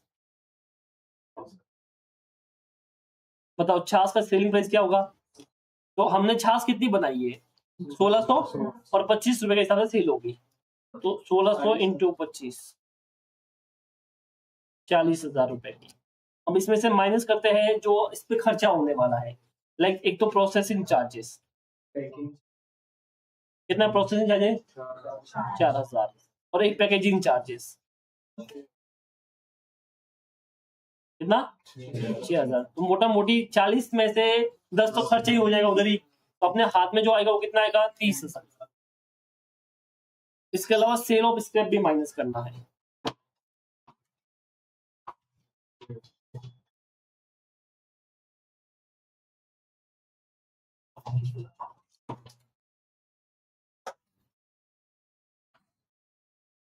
Cell of scrap कितना है 6,000। तो मुझे बताओ अब मेरा नेट टोटल खर्चा कितना हो गया 3,04,000। This is my total cost. पहले तो ये बताओ ये चीज समझ में आएगी नहीं। तो टोटल मेरा खर्चा जो हुआ है, जो खर्चा सच में हुआ है वो 3,04,000 रुपए। भाई मैंने रॉ मटेरियल सांड का मैंने दूध लाया, मैंने वेजेस का मजदूर को 82,000 पे किया, मैंने फिक्स ओवर 58 किया, मैंने वेरिएबल ओवर 40 किया, तो 3,40,000 तो खर्च हो गया। बट उसी टाइम पे मुझे कुछ पैसा वापस भी मिल गया। किस चीज का पैसा वापस मिल गया, एक तो छाछ का पैसा, तो छाछ का मेरे हाथ में कितना पैसा आया 30,000, और सेल ऑफ इसका थोड़ा मोटा हुआ होगा तो उसका भी मुझे कुछ मिल गया 6,000 बराबर ना। तो इस तरह से मेरे हाथ में कितना आ गया 3,04,000 टोटल खर्चा हो गया। क्या यहां तक किसी को डाउट है? अब मुझे बताओ क्या ये 3,04,000 खर्चा जो है, क्या ये एक का है, दो का है, तीन का, कि दो का है, कि सबका है? सबका, मतलब दो प्रोडक्ट है अपने पास उनका है। तो अपने को क्या करने का है, इसको बांटना पड़ेगा। क्या करना पड़ेगा, इसको बांटना पड़ेगा। अब इसको बांटेंगे कैसे, तो allocation of total cost of rupees 3,04,000 कैसे करेंगे बताओ, इन MP1 एंड MP2। अब इसमें तुम्हारा कॉस्टिंग एक चैप्टर आता है, जॉइंट कॉस्ट बाय प्रोडक्ट, सुना है नहीं हुआ है? अच्छा हाँ। अब उसमें कैसा होता है कि वी हैव डिफरेंट टाइप के रेशियोज, उसमें बांट सकते हैं। तो अपना इंस्टीट्यूट बोलता है कि आपको इसमें बांटना है सेल अमाउंट के रेशियो में। किसके अमाउंट के रेशियो में? सेल अमाउंट के रेशियो में आपको बांटना है, या आउटपुट के अमाउंट के रेशियो में बांटना है। ठीक है, तो अपन यहाँ पे इसको बांटेंगे। अब अपने पास में क्या है वो देख लीजिए, आउटपुट अपने पास में है, तो आउटपुट के रेशियो में बांट लेते हैं। तो आउटपुट देखो आउटपुट MP1 और MP2। MP1 का आउटपुट कितना है 6250 और MP2 का 5000। अब इनका sale price per unit, selling price क्या है 80 और 50। तो अगर आप इसका टोटल सेल अमाउंट निकालो, टोटल सेल अमाउंट, तो कितने में सेल होगा बताओ 5 लाख और 2.5 लाख। तो अपना एएस बोलता है इसको 5 लाख और 2.5 लाख यानी 2:1 के रेशियो में बांट दो। तो अपन क्या करेंगे, इसको जो भी अपनी टोटल कॉस्ट थी, टोटल कॉस्ट 3,04,000, रेशियो जो होगा वो 5 लाख और 2,50,000 होगा, बराबर है। तो मुझे बताओ कितना आया, allocated cost 2,0,2,2,6 ये 2,02,667, ठीक है। और दूसरा 101,63, बराबर है। अब हमको कॉस्ट पर यूनिट चाहिए, तो आप डिवाइड बाय आउटपुट कर लो वापस, ये इतना कॉस्ट में इतना आउटपुट मिला, तो इसमें मिला था 6250, उसमें मिला था 5000। कॉस्ट पर यूनिट कितना आया 32.43 और इसका 20.27। अब अपने को कॉस्ट पर यूनिट मिल गया, एनआरवी हमको पता है, बराबर ना। तो अब देखो एनआरवी कितना है, इसमें कुछ बोला है, तुम कुछ नहीं बोल रहे, मार्केट प्राइस ले लो 80 और 50, दोनों केस में कम कॉस्ट ही है। तो हम बोल सकते हैं closing stock is equal to MP1 and MP2। हमको पता है कि क्लोजिंग यूनिट कितनी बची है, क्लोजिंग यूनिट देख लो कितना है 800 200, तो 800 इसकी और 200 इसकी, अब मल्टीप्लाई अगर तो कॉस्ट पर यूनिट,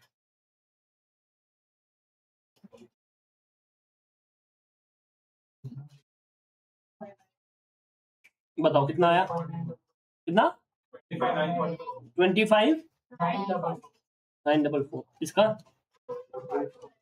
4,054, बस this is your closing stock, ठीक है। एनआरवी दोनों की ज्यादा ही है, 80-50 है, तो वैसे भी कम ही कॉस्ट विचेवर लोअर पे वैल्यू होता है, ठीक है। क्या किया वापस देखो, सबसे पहले हमने टोटल कॉस्ट निकाला, उसके बाद हमने इसका जो बाय प्रोडक्ट और जो स्क्रैप था उसका वैल्यू माइनस किया, उसके बाद ये मिल गई टोटल कॉस्ट। अब इसको बांटना है, तो आप पढ़ोगे कॉस्टिंग में अलग अलग बेस के हिसाब से बांट सकते हैं। इसमें एक बेस ये होता है कि अगर आप सेल के आउटपुट के अमाउंट में बांट दो तो भी चलेगा, तो आउटपुट का अमाउंट जो होगा वो कितना होगा, तो आउटपुट का अमाउंट 6250 तो यूनिट होगी, मल्टीप्लाई बाय सेल का वैल्यू कर ले तो सेल अमाउंट मिल गया। तो ये रेशियो हमने इस बेस पे बांटा है, सेल के अमाउंट के हिसाब से हमने बांट दिया, तो टोटल कॉस्ट को इस रेशियो में बांट दिया हमने। अब ये जो कॉस्ट मिली है ये MP1 की इतनी, मान लो घी की इतनी और मक्खन की इतनी मिली। अब इसमें कितना किलो घी बना और कितना किलो मक्खन बना, तो 1 किलो की मिल जाएगी, तो डिवाइड कर लिया, तो अपने को ये कॉस्ट पर यूनिट मिल गई। अब हमारे पास में इतना किलो बचा है, तो उससे मल्टीप्लाई कर दो, तो you will get your final answer, इसका अमाउंट इतना, इसका अमाउंट इतना। अरे समझे, एग्जाम में आया हुआ क्वेश्चन है। तो एक तो ये हो गया 18, सेम टाइप का एक और क्वेश्चन तुमको मिलेगा, ये वाला क्वेश्चन नंबर 19, ठीक है, ये होमवर्क रहेगा, सेम टाइप का क्वेश्चन है। उसके बाद में 20 थियरी वाला क्वेश्चन आप देख लेना, फिर 21 भी मिलेगा, ये भी सेम टाइप का क्वेश्चन है, ये भी होमवर्क रहेगा। ये दोनों एग्जाम में आए हुए क्वेश्चन, ठीक है।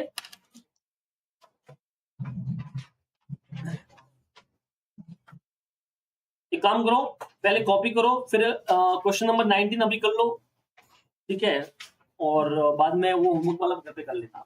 जिसका ट्रेन है वो जा सकता है, बाकी लोग यहाँ पे करेंगे, पहले कॉपी कर लो। ये क्या हुआ?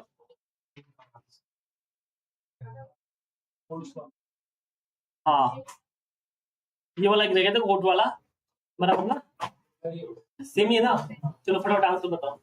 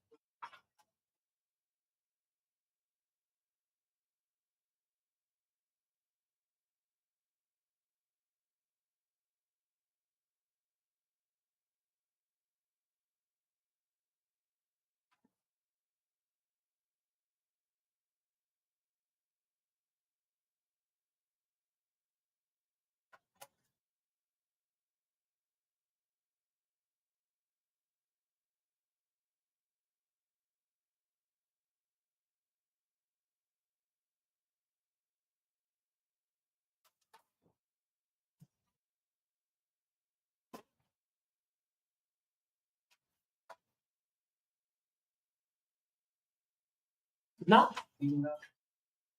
ठीक है, और बाकी लोग बताओ।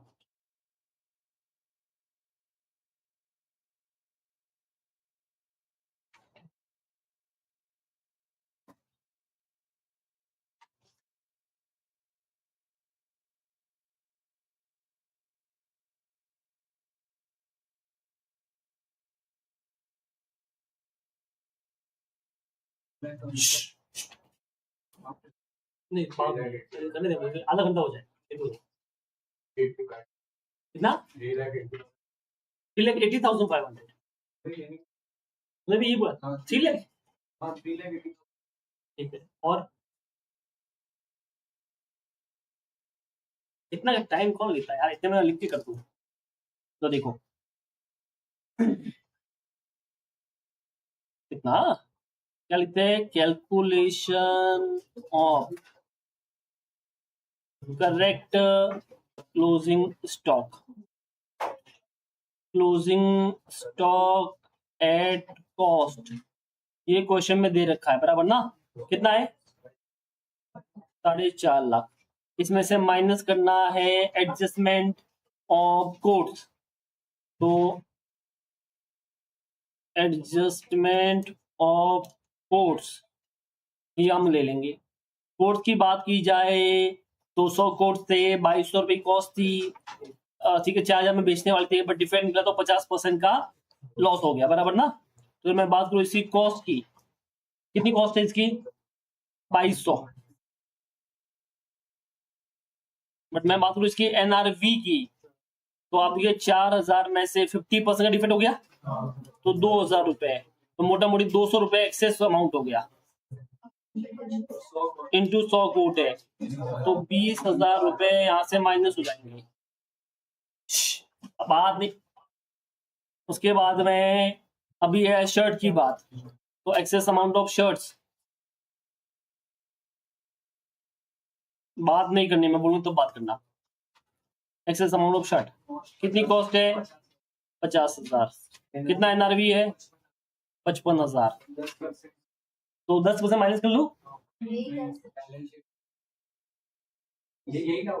हाँ 10% माइनस नहीं करना है। क्यों नहीं करना है? क्योंकि वो एनआरवी दे रखा है, वो सेलिंग प्राइस नहीं है। वो जो निकालना है वो दे रखा है। क्या वो एस्टिमेटेड सेलिंग प्राइस है कि एनआरवी है? तो तुम वापस एनआरवी में कैसे माइनस कर सकते हो? तो यहाँ पे एनआरवी 55,000 ही माना जाएगा। अगर आपने 55 में से 10% माइनस कर लिया, खेल खत्म। तो यहाँ पे कोई एक्सेस अमाउंट नहीं है, तो कुछ नहीं करना है, सारा खेल खत्म। 4,30,000।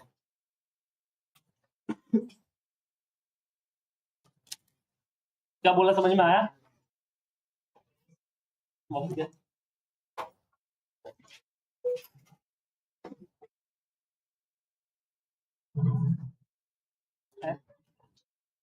अब मुझे बताइए, क्या यहाँ पे मुझे, आप देखिए आंखें खोल के देखो इधर, ये जो 55,000 है ये क्या है? ये एनआरबी है, नेट रिलाइजेबल वैल्यू है। अगर एस्टिमेट सेलिंग प्राइस होता तो एनआरवी निकालते ना भाई। रूल क्या होता है, estimate selling price minus cost of sale equal to NRV. अब यहाँ पे एनआरवी दे रखा है तो तुम एस्टिमेट सेलिंग प्राइस क्यों निकाल रहे हो या कुछ और क्यों निकाल रहे हो, एनआरवी तो चाहिए, वो तो दे रखा है, तो वापस क्यों माइनस करने का, जब माइनस ऑलरेडी किया हुआ है तो वापस क्यों माइनस करने का। और जो ऑब्वियसली 55,000 का एनआरवी है, 50 का कॉस्ट है और हमने कॉस्ट लिए तो बराबर लिया है ना बस। तो इधर ये एनआरवी को ऐसा कर लो और इधर लिखो, लिखो बुक में एनआरवी को हाईलाइट करो और लिखो आंखें खोल के देख बुद्धू, एनआरवी दे रखा है, क्या लिखोगे, आंखें खोल के देख बुद्धू, क्या दे रखा है, एनआरवी, लिखो ऐसे याद रहेगा, क्या लिखोगे, आंखें खोल के देख बुद्धू, एनआरवी ही दे रखा है, ठीक है।